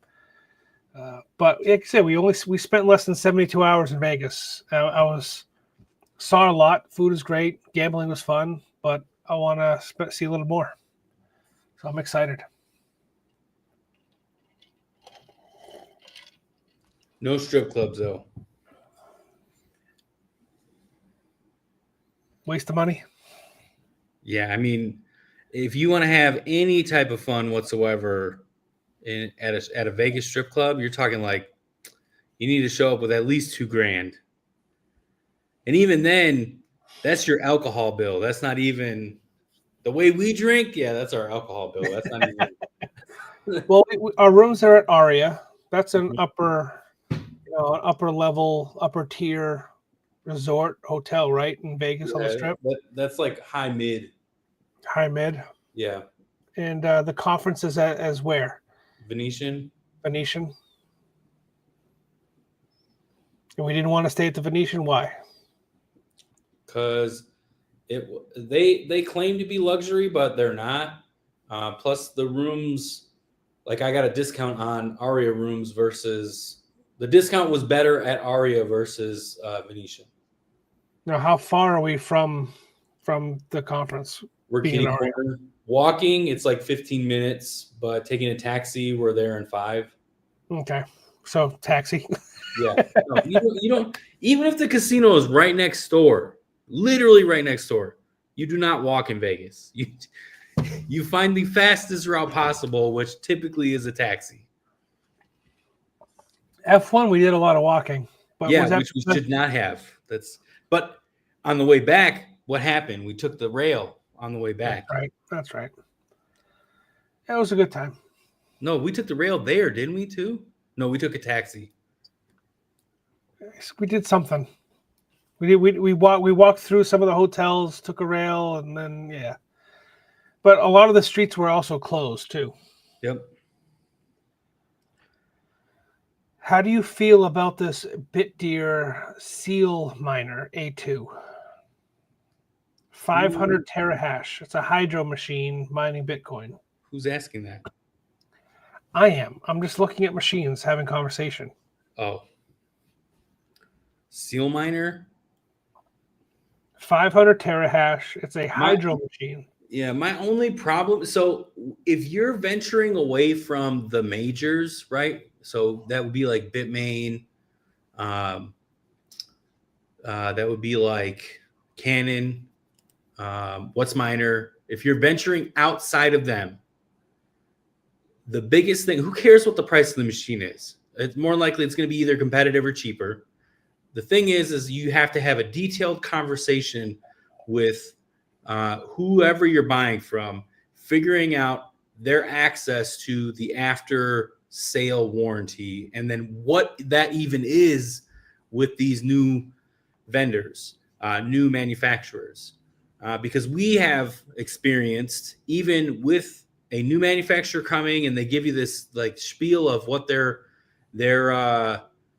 warranty process is like and what they'll accept and not accept as warranty. And then all of a sudden we'll get a machine with a scorched board inside of it, new in the box, and they'll tell you they won't fix it because, again, they're not the big guys. They're not Bitmain. They're not What's Miner. They're not Canon. They're not the guys that have been around long enough that can actually support and service the machines or back their actual product. So if you're small and you're only looking for one machine, find the cheapest deal you can, get into the project that it is with like this Bitcoin machine. Well, this isn't really for like that one-off guy. But if you are a large outfit, you're making a different deal regardless with a company like Seal Miner, and you're taking their fleet on because they're going to offer you white glove service or something along those lines or something like it. But just for the Joe Schmo that's trying to dabble into this and they feel like this is a really good deal, well, you're taking the risk of the after sales warranty screwing you or not screwing you. So you just need to know your risk. Or not even honoring the after sales warranty like we've seen time and time again. Well, that's what I just like the story that I gave. Like I literally had to roll that manufacturer under the bus on Twitter, X to get the service that they promised. So, right. I mean, it's crazy. So another machine people aren't really talking about on YouTube or Twitter, we haven't seen. Well, I personally have not seen a lot of people talking about it. Would be the Jazzminer X44P. It's not real, dude. It's not real. You don't think it's real? Is there a version of it somewhere, some way? Sure there is. Is it going to be in the hands of the normal person? No. You don't. I mean, it's a 3-fanned ASIC, so it looks like a larger case, but we run our shit on the side. What does it look like? It looks like the other ASICs style. The other jazz miner that they did, whatever that one was. Right. The X11? No. You don't think it's real? So it'll be available in June, it says. They say.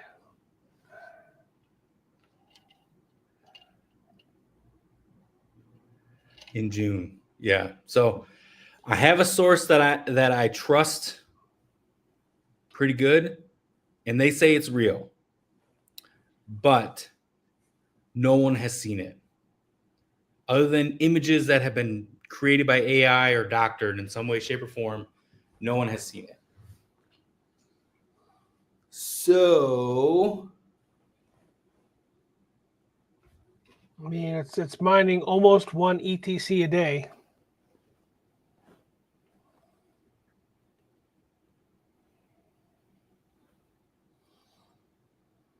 I don't know.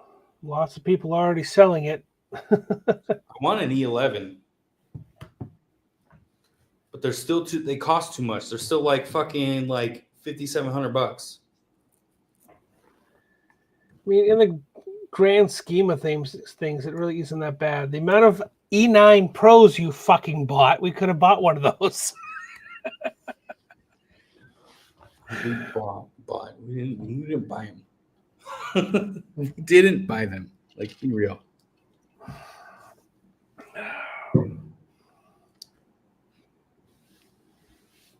Are we? I mean, we're still. I mean, we're pretty heavy with the E9 and E9 Pro scene right now, but the E11. I don't know.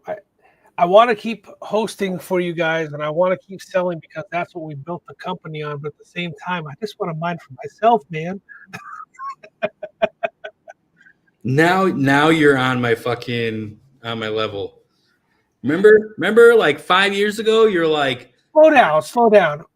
Coastal Crypto wouldn't be where it is today without our hosted clients. Yes, I know. Okay, we wouldn't be in a 100,000 square foot facility with 36 acres and 15 to 30 megawatts at our disposal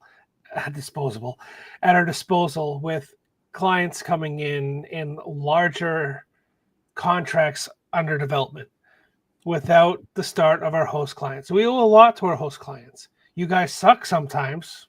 I'll say it. But I love you. I mean, and it's fun to see you guys at these conferences. We usually run into at least one or two of you guys at the conferences. I was surprised this last go when we met one of our clients, which I'm sure he'll see us at some point on the stream.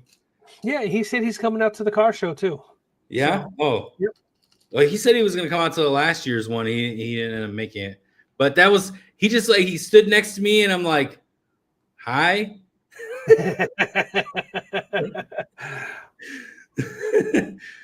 And then once he introduced, because I never met him in person before, so I didn't know exactly who he was. And then once he said who he was, I was like, oh shit, hey, what's up? Like, it was a whole blown conversation. Oh, you beat the crap out of me on Discord. Nice to finally meet you. You say things.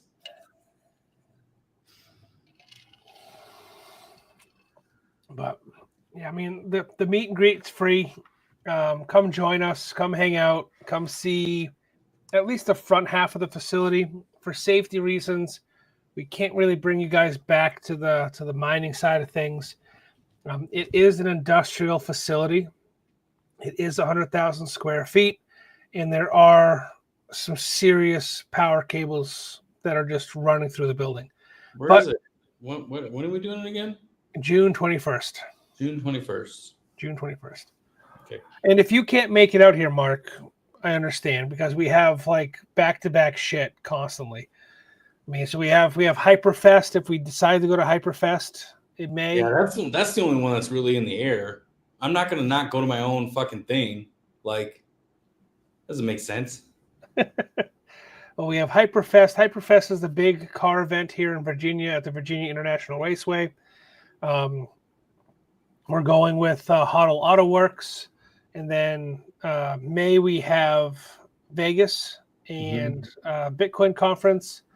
A little bit of a break, and then we have our meet and greet in June.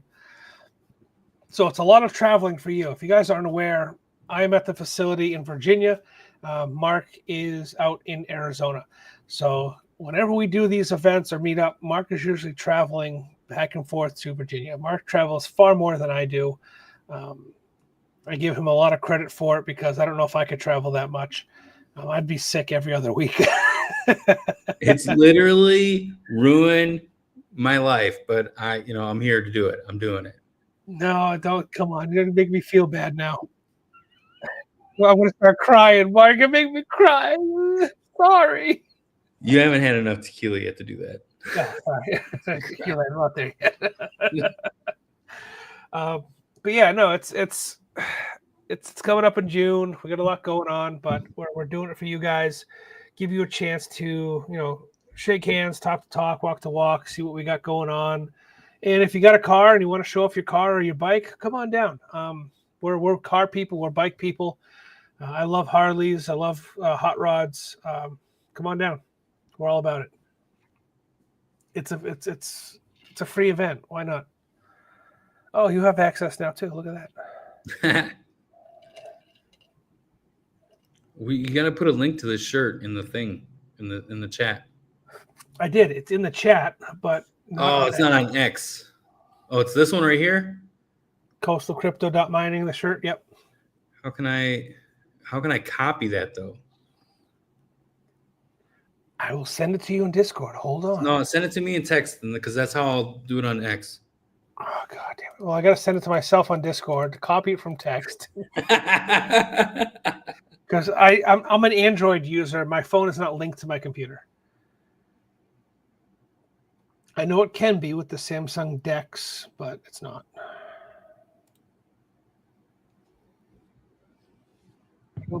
From Discord. Yeah. Sorry, I left you hanging back there. I had to go put my kids to bed. Oh. Is that what you did? I thought you went to go make a drink. I did that too. Don't worry. A little bit of both. Yep.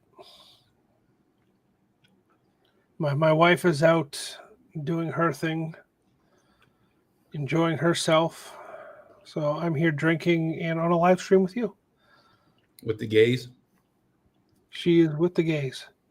And the lesbians and the gays and the trans and the theys. She's having a good old time, and I encourage it. 100%, dude.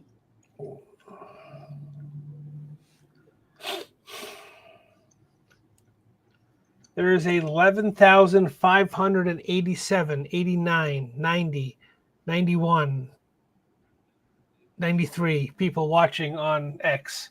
Comment, people. Let me know what you want to talk about. We're talking crypto. What in crypto are you curious about? Let us help you. Let us answer the questions in our drunken stupor. I just almost put June 20th, 21st, 21th is when I put 21th. Oh, another thing that's going on in June, Mark, that you do not have to come out for, but I'm going to do it on my own. So Bent Oaks Manor, it's an Airbnb and an event space here in Roanoke, Virginia. They are willing to host a educational night for crypto for us. I will be the lead speaker and presenter. So I will have to put together some kind of bullshit to tell people. You can use that fucking slide you used. No, I'll put something together.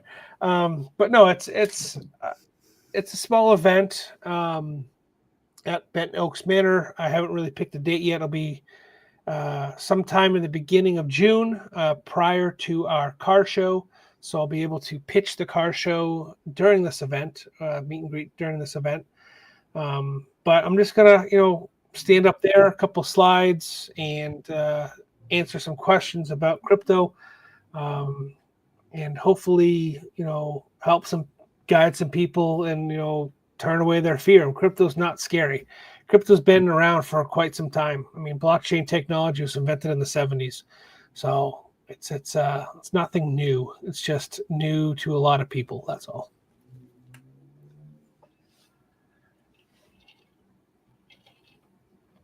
I just wish I could actually get the faded edges on the shirt, like actually cut away. So it looks like it just blends into the shirt. Yeah. Yeah, because if you go to the lighter shirts, you can kind of see it's a different color. But I sent you a quote from the guy that I met today. That he's a little high, but he can actually do what I'm talking about. Give it that faded look. It'd be a little bit better quality for the team at least.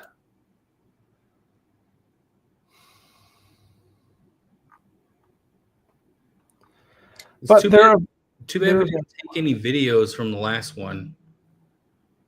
Of the last car show? Yeah. So this car show, we should do like some type of drone thing so we can use that for the next one. That would be good. We can do that. Who has a drone company in that area?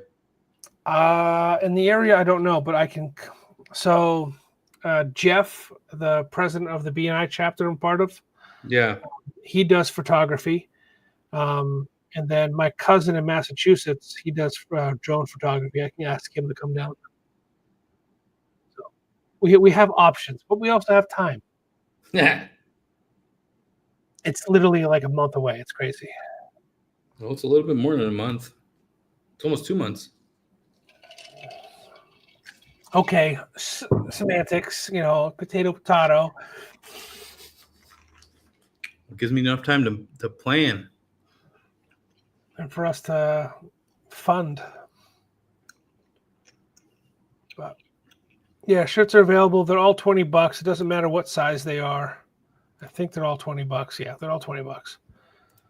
I try to make them all one flat price. It doesn't matter how fat or how skinny you are. They're all the same price. Mark and I are 3X. It is what it is. It's a comfortable shirt. Grab yourself one.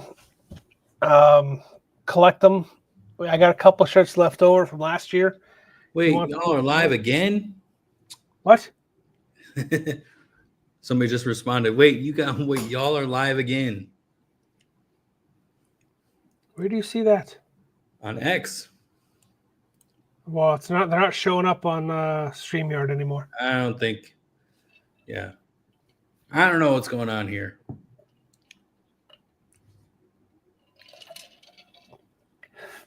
I think we broke X because the number just keeps climbing. I mean, there's 12,000. All right, hey, if we hit 13,000, you guys need to comment in the live chat. We will give a crypto wallet away. Oh, you want to give away one of the tandems? Yep. Okay, we can do that. Here, hold on. I'll be right back. Comment wallet. And we will give a wallet away. We'll give a Tantrum wallet away. It is a 3-card Tantrum wallet. It's not the 2-card. It's not the 1-card. It is the 3-card Tantrum wallet.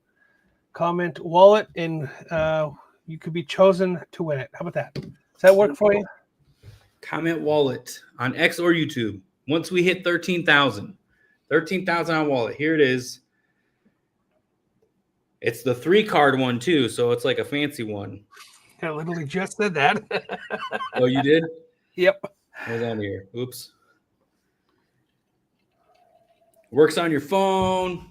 It's like a fucking credit card. It's cool. We'll give one away. I'm going to pull up. We hit 13,000 people on X.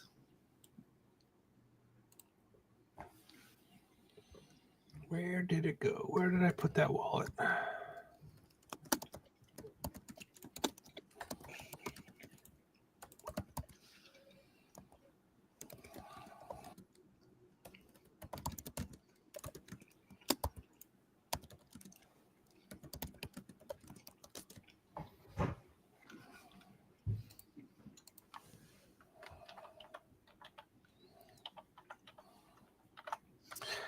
So I'm gonna posting. I just posted a comment. It's not even showing up on here. So I'm gonna pull up the Wayla Okay.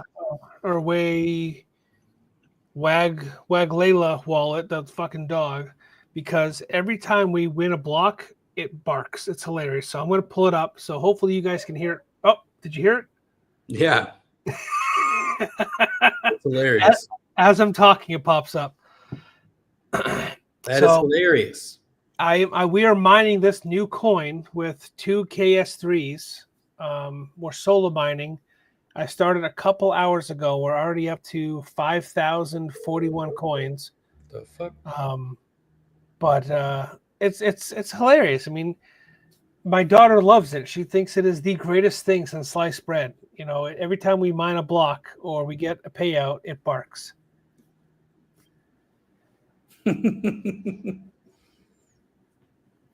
We also have some entropy. If you want to give away some entropy. Nope. Oh, Mark said no. I'm sorry. Absolutely not. We are at an odd number. I don't like odd numbers. Well, it's going to keep going, so just let it be. 13,000 views on X, and we will give that wallet away. And I'm going to eat the rest of these gummy bears. Look at this wallet. It's hilarious. Look at this. Why is this a test? Because I didn't know if it was going to work, so I just created a test. That is funny.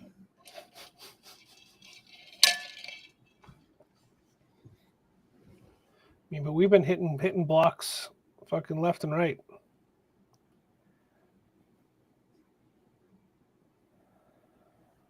And again, this is on the K heavy Ghost DAG algorithm. It's supposed to be GPU only, but we're binding it with ASIC KS3s. 2 of them, not even a whole lot, just 2 of them. A gimped one and one that's running complete. So it's like maybe 7,000 gigahash.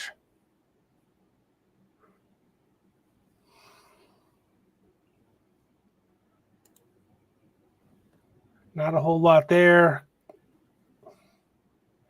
Block reward 364. Current supply is 7.5 billion and max supply is 17 billion. So we're, what, a little more than 10%? For the dog? Yeah. What's mine currently available? What's only the max supply? Okay. Mine supply 43.7%. They've almost mined half of it already.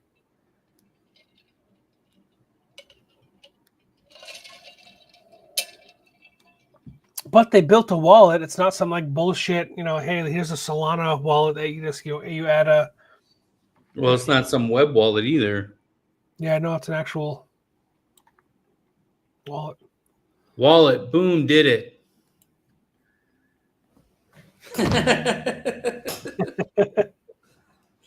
Keep it going, man.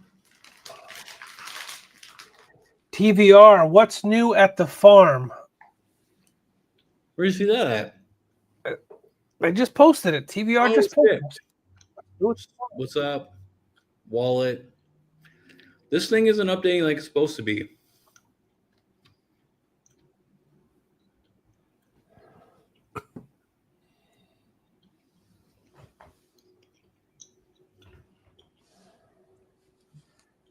What's new at the farm? What did you like to know what's new at the farm? There's lots of stuff new at the farm. We got fans, we got heat, we got stuff coming in that we can't talk about yet. I don't know if we can ever talk about it, Mark, can we? No. We'll have to get permission first. Right. Welcome to StreamYard. Drop the comment wallet down below for a chance to win a Tantrum 3-card wallet. Worldwide shipping.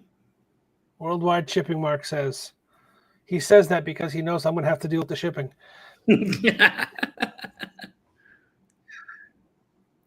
No, for real. Like if you're stateside, you can get the one I have in my hand. But if you are worldwide, I'll just order it through Tangem and send it to you directly. We need to get 13,000 views on X, which are less than 500 away. And then you also need to put wallet in the live chat. How much has changed since Cars and Crypto last year when I was there? Quite a bit. I mean, more fans, more machines, more power. We got a singular one big client coming in that we're not talking about yet. We have to get permission from that client to talk about them. But maybe if you're at Cars and Crypto again, I may let that slip. He said he won't be. He said he won't be at this one. I don't think he met any of our techs, or did they? They were there, so we had to let one of them go, and I think you did meet one of them. And that's the one you met. And we ended up hiring a new tech, which he seems pretty cool. Yeah, he's chill. What else has happened? We're phasing out GPUs, so the GPU wall is just kind of diminishing itself. We're phasing out GPUs because we're trying to gear towards AI. Yeah. So GPUs will still be prevalent or relevant within the facility. It's not going to be GPU mining. What else? What else did we change in the facility? A new fan wall. Since he was there, we did the hydro, not the hydro. The fuck is that thing that we bought? The evap wall? Yeah, the evap wall. Yeah, we have to install more of those. Yes. What else? What else did we do? Tristan finally moved in. Well, he's been moving in the past year or so since the car show. There's an auto shop. Yep. So Tristan, a friend of ours, started a company called Hoddle Auto Works. He's renting space from us, working on custom cars. He is there now. So we met him at the car show as well. So we made, a kinship. Starlink is there, but I don't know. It's a backup. It's a backup, and we're honestly debating getting rid of it. Fiber is at the building now. Internet is no longer an issue whatsoever.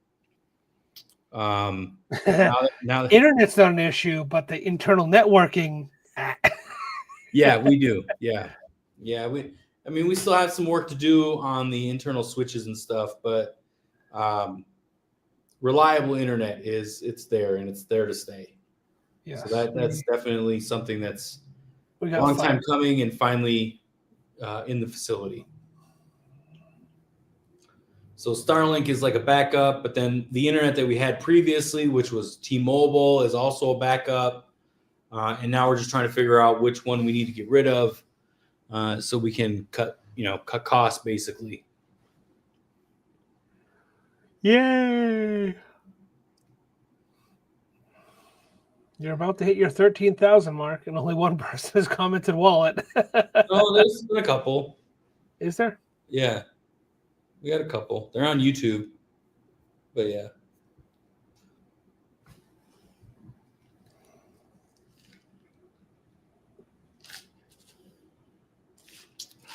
I put too much ice, so these are like singles. Oh, yeah. I'm gonna need another one here pretty soon. I got the big tumbler, so I'm drinking like 3 drinks at once here. Dude, I gotta buy all new shit, okay? You should have just taken it all. Right. Another fight I don't fucking need. This is my booze. I need it more than you do. Well, I'm talking about cups and shit. Oh, cups. This is my goddamn tumbler.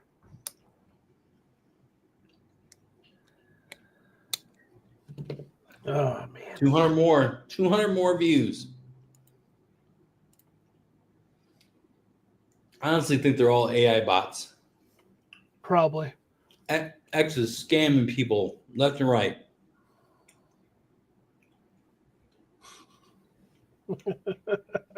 They're either AI bots or they're like view farms in China or some shit. No, did you hear the bark? Did you Yeah. guys hear the bark? What is the ASIC sales market like these days? How's the outlook from a seller perspective compared to 12 months ago?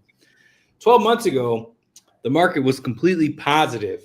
There was like optimism, there was pessimism, there was everybody was kind of like involved in some way, shape, or form. And now it's very grim, Yeah. very bleak. Now is the time to buy, honestly. Before 12 months ago was obviously a time to buy if you could find the good deals, which we were finding deals, left and right. It's But kind of now, wild to see, right? I right, mean, Bitcoin's at 95,000 or right there, in that range, and sales are stagnant. Like, I don't know. Do you think it's because people are afraid of the tariffs?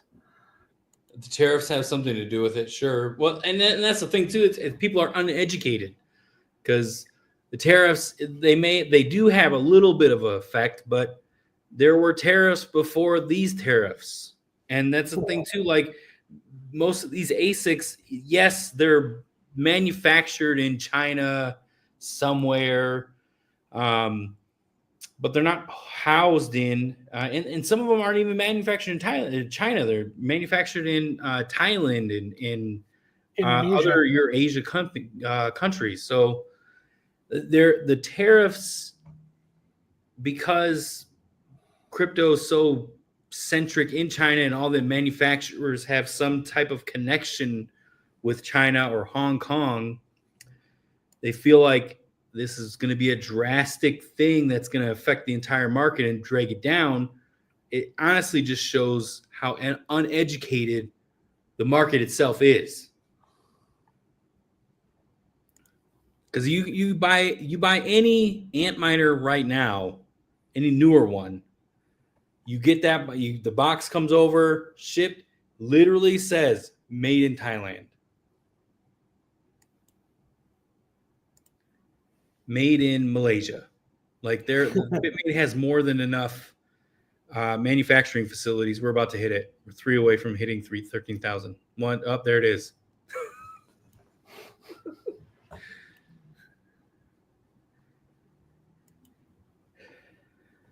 Congratulations, Mark. You did it. I know, right? It's going to keep going too. The longer we stay live, it's just going to keep going up. I wonder what our impressions are going to be like on X. I'll be curious to see that, because will that be worth if we go live?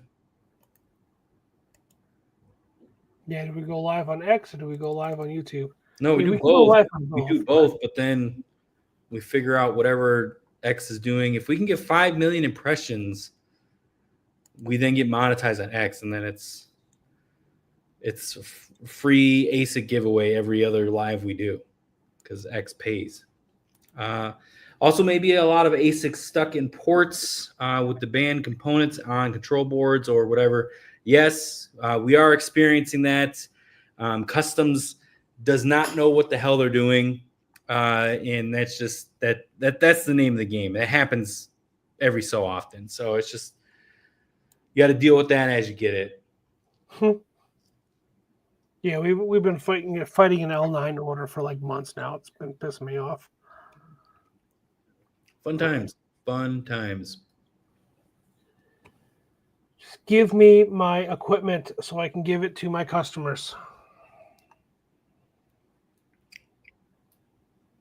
Yes, it is. Yes, it is affecting sales. So, some crazy shit. But it'll all blow over. I mean, there's still tons of stuff here. So if you're trying to get into Bitcoin mining, and that's where you want to be, which is where we encourage a lot of you guys to be, there's tons of stuff here stateside. It may be used, but our techs are awesome. They're constantly learning. They're constantly training. We cover the fan replacement from shipping because fans get damaged in shipping. Used equipment gets gone through. It gets cleaned. It gets blown out. We take it apart, blow out the hashboards. So if you're interested in used equipment, we have it. We have tons of used equipment. That's not an issue. There's tons of stuff here stateside from other facilities that are upgrading and going to the S21s, that are going to the T21s, that are, you know, that are trying to keep up with the solo mining, but there's still room to be made with pool mining. So if you're trying to get into Bitcoin mining, you're trying to get, entry level, or not even entry level, a little beyond that, let us know. I mean, there's shit available. Oh yeah. Hell to the yeah. I don't know if you guys going back to this question here. I don't know if you guys, or how many of you guys have been with us from the beginning, but Mark and I actually talked about something similar to this happening when we first started Coastal Crypto. Mark actually found a shipping container full of S9s. Do you remember that? Yeah. It was stuck in the port. They went unclaimed for years. They were brand new in-box S9s. This is nothing new. It's history repeats itself, just in a different format. It's we're going to see the same shit again. I mean, we're going to have someone's going to discover a shipping container full of L9s. It's crazy. It's a new emerging market, and it's upturning everything in the world, and nobody knows what to do and how to deal with it and how to move forward. But we'll get there.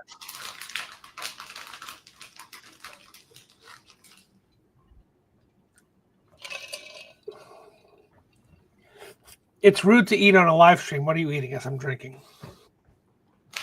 Gummy bears. Gummy bears? Dude, I have not eaten at all today, so any little thing that I can get, I'm just trying to eat. Where are my 80s kids at? Remember that Disney show, Gummy Bears? Gummy Bears. You mean Care Bears? No, I've never heard of a Gummy Bear show. Gummy Bears, man. Nah. It was not the Care Bears, the Gummy Bears. It was a Disney show, or 90s. But if you're born in the 80s, you would have grown up with it in the 90s. Right. DuckTales and Gummy Bears and Scrooge McDuck. You know it's the 30th anniversary of the Goofy movie, right? Is it really? Yeah, no, I've been seeing that all over TikTok. I need another one. Oh, geez. You gonna leave me alone again? Yeah. All right. Mark left. Mark has... Again, I'm getting a little bit low myself, so I understand.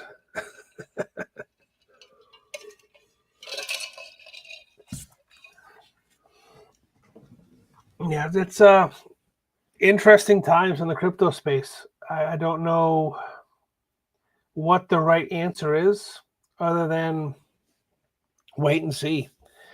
Conferences are still happening. People are still holding events, like we're holding events. Equipment sales have gotten a little stagnant, but there are new projects that are emerging. I think that's going to be pretty pressing. Pressing, not oppressing, but pressing for the future. A lot of people that are in the mining space that have been mining for a while, it's been getting harder and harder to get equipment to mine Bitcoin specifically. I think people that are using the S19s now are going to eventually transition to, say, like Bitcoin Cash.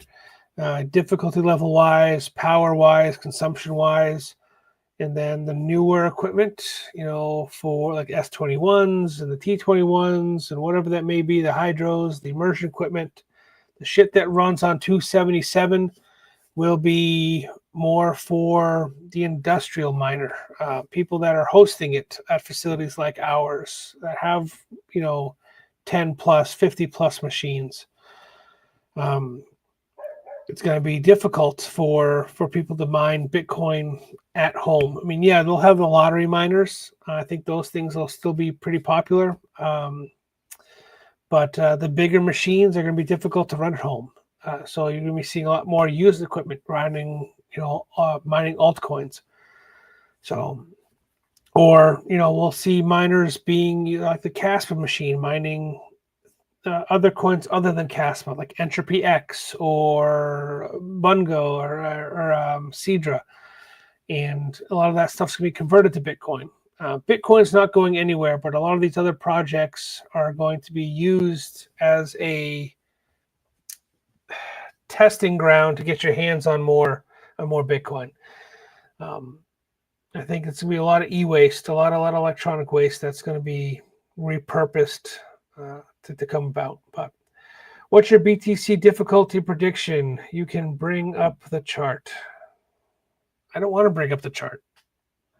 I don't.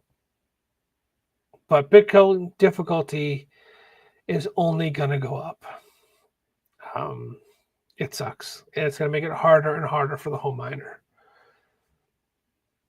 I'm sorry, guys. I mean, but not all of us can be as lucky as Red Panda. I mean, I don't know if you guys saw his short earlier. I'll shout out another YouTuber. Oh, Mark's there. But difficulty-wise, Bitcoin Cash difficulty is not that crazy. Red Panda solved the solo block on Bitcoin Cash earlier this week with his floor heater, his baseboard heater. I thought that was pretty funny and pretty cool. But what do you think, Mark? What's your Bitcoin difficulty prediction? It's going up. That's what I said. Going up. Yeah, no, this bull market, I think we're going to see all-time highs on everything, not just price. So there are already huge outfits that are getting in this space. Yeah, you need to, regardless if you have one machine or 10 machines or 20 machines, you need to be constantly growing. Like you need to keep up with the Joneses just as much to continue to equal out or level out your Bitcoin rewards. And you just gotta acquire more machines. That's the reality of everything. What did it go up this last go? Like this last go, it went up like 10%. I think, if I remember correctly. Yeah, Bitcoin is not going to be a home mined coin in the future. It won't be. But that's all right. It doesn't need to be.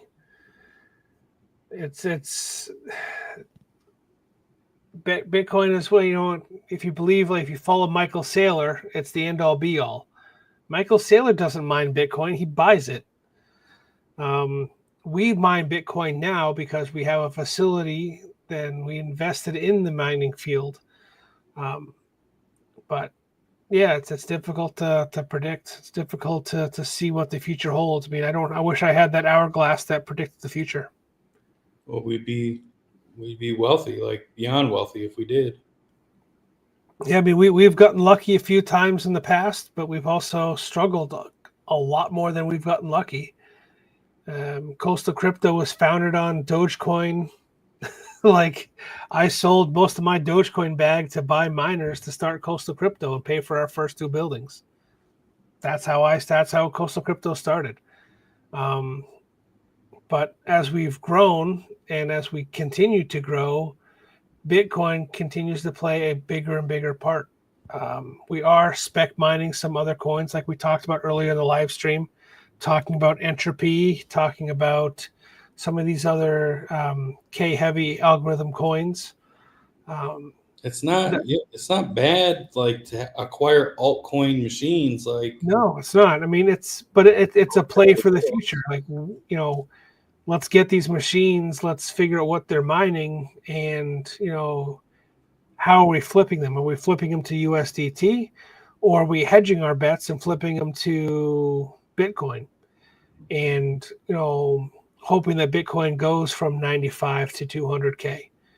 That's the play. That's the roll of the dice that you're playing, right? You can spec mine all you want and cash out, right? You can cash out to USDT, USD when it first hits the market, or do you cash out to Bitcoin and play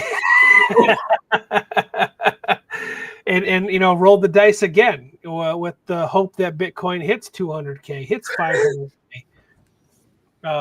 And I mean that's the prediction for 2025 is that Bitcoin's going to surpass 200K and 500K. I hope.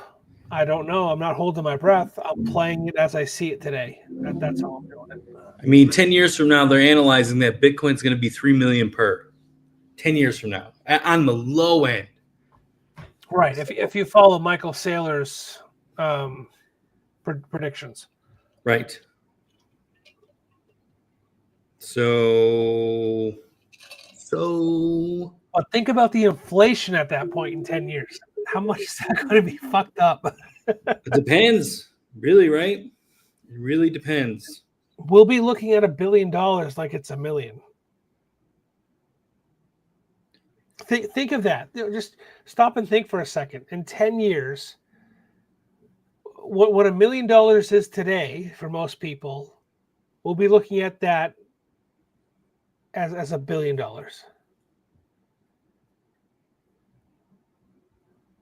That's huge. That's a huge jump in inflation.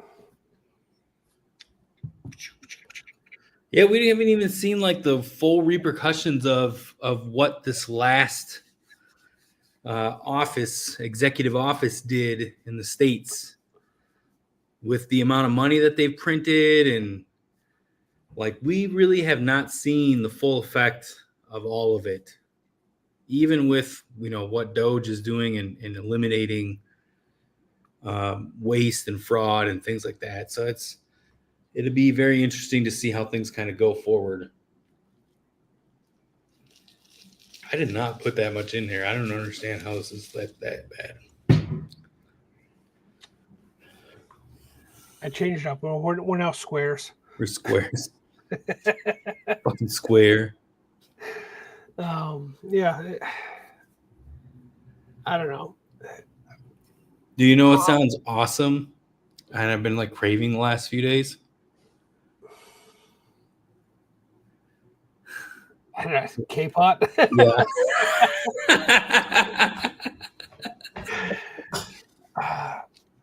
It's tough for me. Like, so I only eat on the weekends now. I fast all week long. Oh shit. Yeah, so I only eat on the weekends, and then on the weekends I fucking binge. So it's tough. Like, so I like the specific foods that I really want to come the end of the week. So what did we do yesterday? We went to a seafood restaurant that does the big steam bags.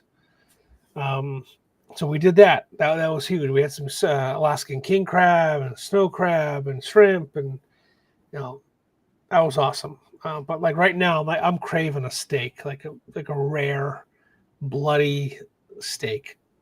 That's what I want. But come Sunday night after dinner, like I'm done eating. Like 5-6 o'clock, I don't eat until Friday night the next week. Well, when we're in Vegas, I know we're eating. Well, I got to drop a couple more pounds before then, so I don't feel as guilty. We're going to the dumpling place. We'll find a steak place. We don't necessarily have to go to Gallagher's, but we'll find a different one. Then we're getting all that food. Gallagher's was good, but I wasn't like, it's like, oh my god, this is amazing. The dumpling. No, it's an underrated old school steak place. That's really all it is. It's not gaudy. It's not over the top. I don't know. It was good. It was like a tried and true place, or it's all, well, at least for me, it's always been a tried and true place. But yep, we're doing the dumpling place. There's some other places too that I want to go to. So literally going to be there for a fucking week. Yeah, let's go downtown. I'm excited for that. Get off the strip. Oh, dude, that's like the best people watching ever. The best people watching. Oh, we got some more coins. You hear the bark? I heard it.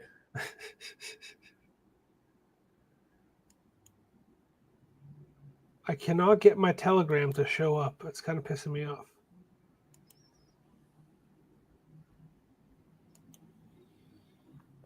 Whatever.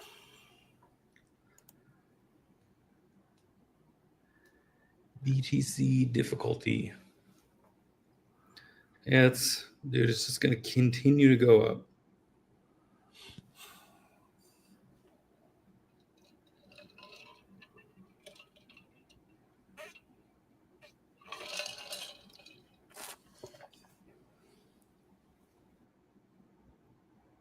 Are we solo mining ETC? Or are we just pool Yeah, mining? we're solo mining it. So let's talk about that. What kind of hash rate do we have solo mining ETC? Let me pull it up because I know you can't.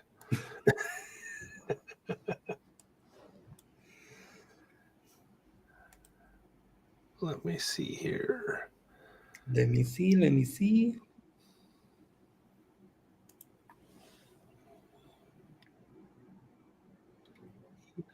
Let's filter E9s. We have 19 machines. Is that all we have? Yeah. Okay, so we have 1, 2, 3, 4, 5, 6, 7, 8, 9, 72 gigahash. 12, 13, 14, 15, 16, 17 of those are E9 Pros. 2 are E9s. And we're solo mining ETC.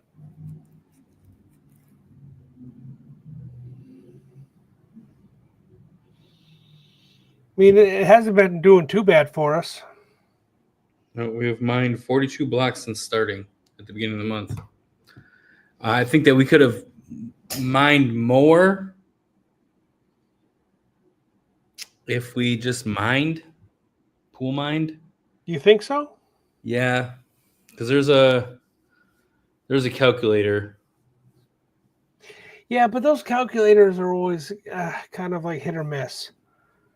You got to do it yourself. You got to so we've been doing this since the beginning of the month. Next month we'll switch to pool mining and we'll see what comes out more. Right. We'll go. We'll You know what's actually kind of surprising though is that the E11s have not. They haven't affected the network as much as I thought they would. I don't think Bitmain really sold that many E11s. Probably not. I mean, more people are interested right now in Caspa and Bitcoin, and sorry, the L9s as well. But half the L9s are stuck in freaking customs.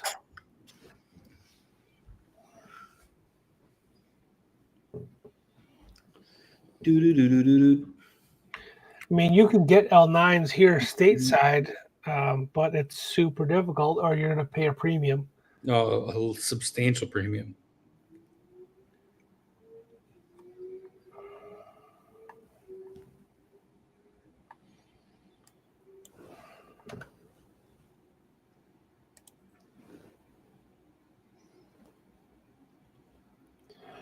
I mean, we've grown pretty substantially ourselves in our own holdings and mining over just the past couple months.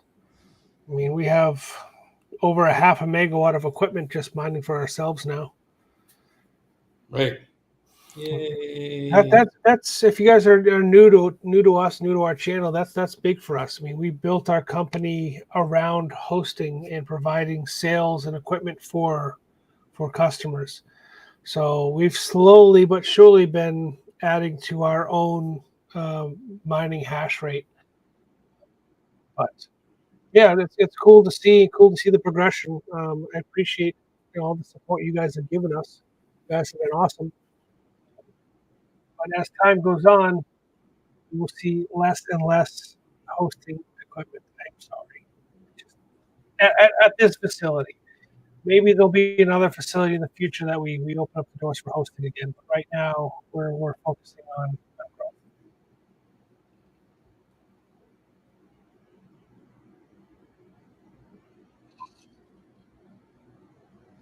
How does the tower price outlook look? Any chance of a price drop for hosted machines? Tell me you're a host client without telling me you're a host client. Yes, we are doing our best. It's to coming. lower the price. It's coming. We hoped it was coming sooner this year, but some issues have arose with the tariffs, with the government, with things playing up politically that have kind of put not a hold, but just delayed the situation.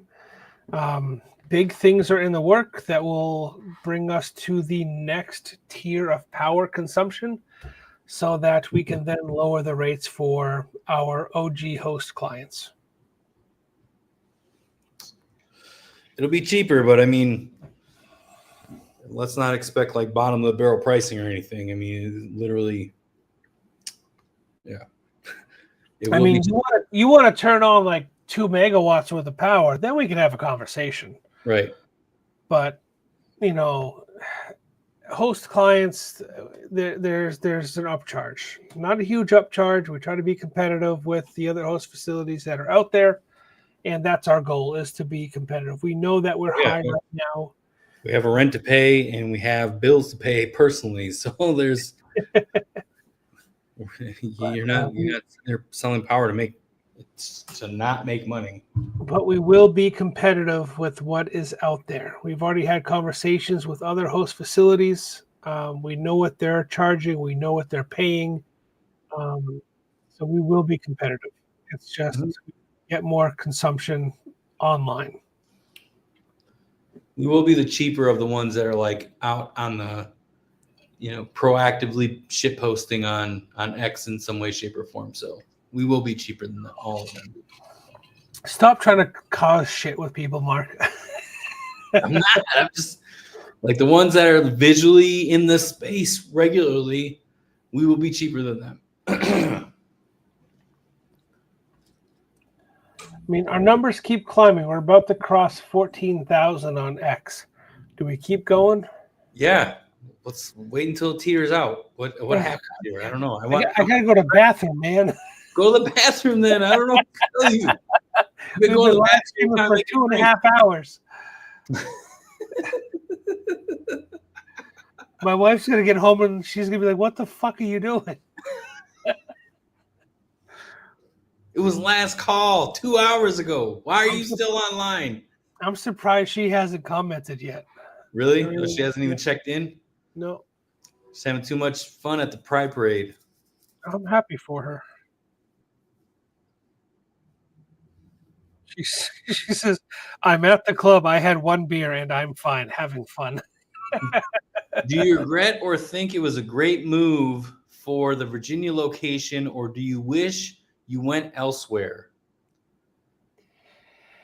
I don't think we would have had any kind of success with Coastal Crypto if it wasn't in Virginia. The Virginia locations, multiple locations, right, over the years have forced us to learn, adapt, and achieve where other facilities have just set up shop. Like, we've learned so much about the electrical industry, about the power demand industry, the power grids, power consumption, data centers, infrastructure, politics. Like, Virginia has been a great place for us to learn. And if anything, the facility that we're in now will become an R&D facility in the future. And it will be a place where we train techs and where we test equipment And then we open up other locations where maybe the power is cheaper and more readily available.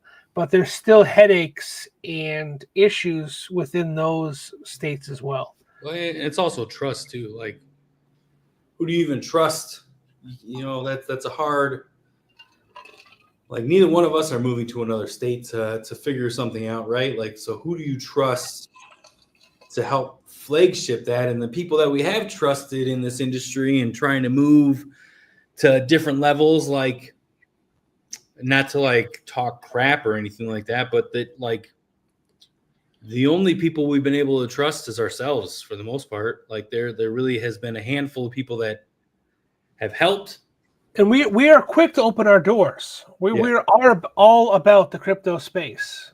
We have opened up our doors to everybody in the crypto space and have had off the cuff, honest conversations with anybody who's willing to be honest with us. And at the end of the day, we're still here. We're still operating. And other people are scrambling to figure out how to make things work. So, I mean, it kind of speaks for itself.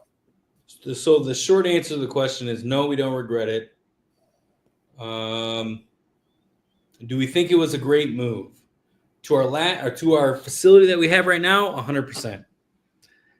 Just because there are things we are working on right now that we are not talking about whatsoever. That are going to amplify the space that we're in, and it will benefit our clients too in the long run, as long as they stay. If they're staying with us or growing with us or anything like that. So, yeah, do not regret moving to this last building. I do regret the building before that, but that's a whole nother story, and we've documented it. But we learned a lot. We learned that power companies also lie. So there's a lot of different things that, go into everything, but it's all a learning journey. This building has so much more potential than what it is. And we have done nothing but grown inside of it. So we have barely tapped the power in the building. And we haven't even scratched upon the side of green energy yet. We are on 36 acres of land, and we have access to flowing water. I mean, there's so much potential. Again, our R&D facility, 100%. It will be a place where we can develop and bring in tech and bring in talent. And that's what Mark and I are trying to do is find people that we can work with and trust and grow this to the next level. And honestly, when it comes to the ultimate question that's kind of underlying within your question of regret and a great move, the cost of power.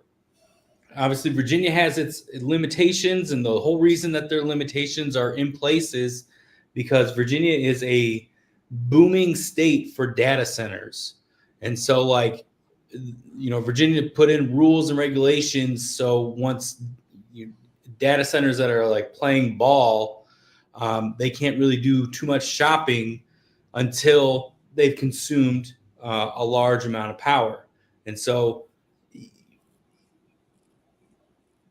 we have been trying and pushing to get to that point to where we have a large amount of power being consumed, and we're basically there now. Especially as we have a few more clients that we just can't talk about roll in, we are there. They just need to power up. If we wanted to go the route of venture capital, private equity, other ways, basically where we're selling our souls to get to that limitation and past that limitation, we would have been there already. And that's just been the delay with everything going up. Me and John are trying to do this. We built this company from the ground up. And at least me personally, like, I have a real hard time letting go of the equity we built, because all the equity we have is sweat equity. I mean, yeah, we put investments in to start the company, more John than me, but But every dime we've made has gone back into Coastal. Yeah, every single dime. We live, but then anything we make on top of that goes right back into the company so we can turn more machines on. Well, there were times as we were growing where like Coastal Crypto may have had a lull in the progression, and I've had to go back to work for a short Right. period of time. You know, you've had to go back to work for, you were planning on leaving your career and you had to postpone that because we fell into a lull. But, we bleed Coastal Crypto. Like we are in it to win it 100%, whether it's Coastal Crypto or one of the other names that we have yet to divulge to you guys, where we're here for the long haul. Thanks for coming to my TED Talk.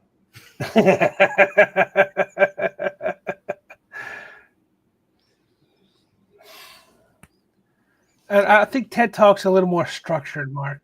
Oh, are they? Tequila, And there's beanbags involved. beanbags, and again, less tequila. Yeah. I think we've teetered out, dude. We've teetered out. We've hit our cap. We're good. Yeah. I don't know. Maybe we should. It really jumped when we were talking about Vegas. Honestly, like it jumped twice when we brought it up 2 different times. Vegas. Look, it's going up again. See? I don't know if you guys can see the counter over my head, but yeah, it's climbing. Biggest reason I went with you guys is because you are real normal people, not a giant corporation that doesn't care. We still don't care, but I try to care. we're definitely not a big corporation. No, we're not a big corporation. That's for sure. And we will not sell out. We will never sell out. Dude, you flew out you were on like an adventure across America or whatever. You did like Beavis and Butthead Tours America or whatever you were doing, and you came out to hang out. And you basically had free run of the facility while you were here, even though we were trying to avoid that. We were saying like before you came, like, okay, well, and you had free run of the facility, you were doing your thing, like obviously open arms. We're all about it, dude. We're all, we're here to make relationships with friends. So as John's about to go to sleep. No, I'm fine. I'm good. It's almost midnight here, man. I don't know what time it is there. 8:30.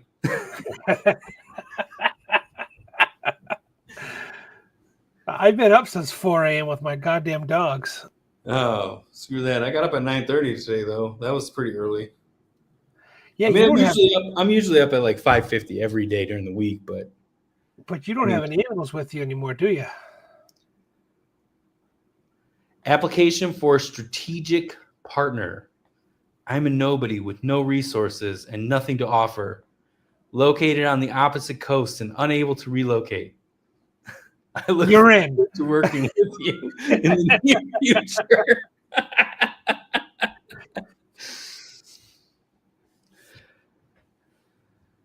You got it. Sold. You had me. You had me a strategic partner. We got you. I was sold at nothing to offer. Can you hold your liquor? You're in. The pay sucks. There are no benefits. We offer benefits. Don't say that. Well, we take care of our employees. Our guys at the facility.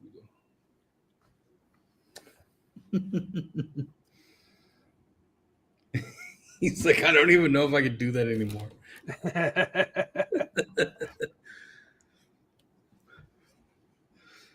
Oh, that's hilarious. I'm surprised my laptop has lasted this long, dude. Like, there have been times where my laptop is just like totally taking a shit on our Discord calls. Yes. I mean, your screen is a little, your camera, every time you move your head, there's like weird glitches. Yeah. But no, it's working.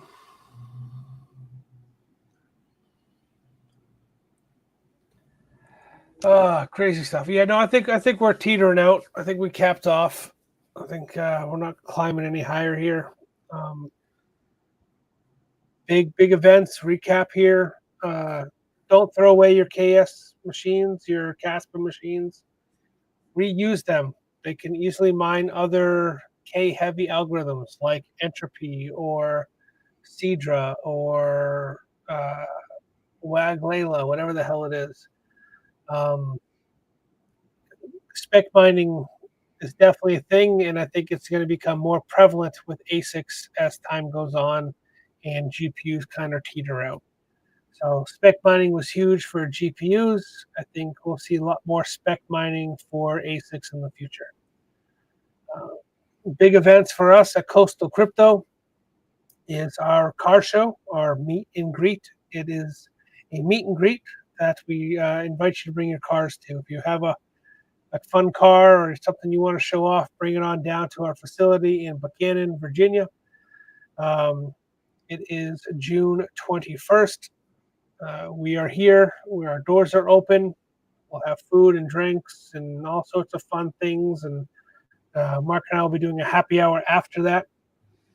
If you like what you see, make sure you hit that like button, hit that subscribe button. Follow us on X, follow us on YouTube. As time goes on, Mark and I are going to be trying to do more and more of these live streams.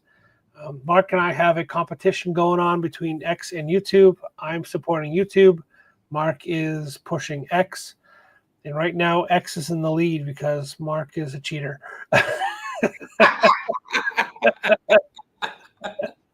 We don't know that. We don't know the data yet. Let's just see what happens. But you're winning right now. YouTube is monetized. X is not. I need to get monetized to even play the game. But no, we appreciate you guys tuning in, hanging out with us.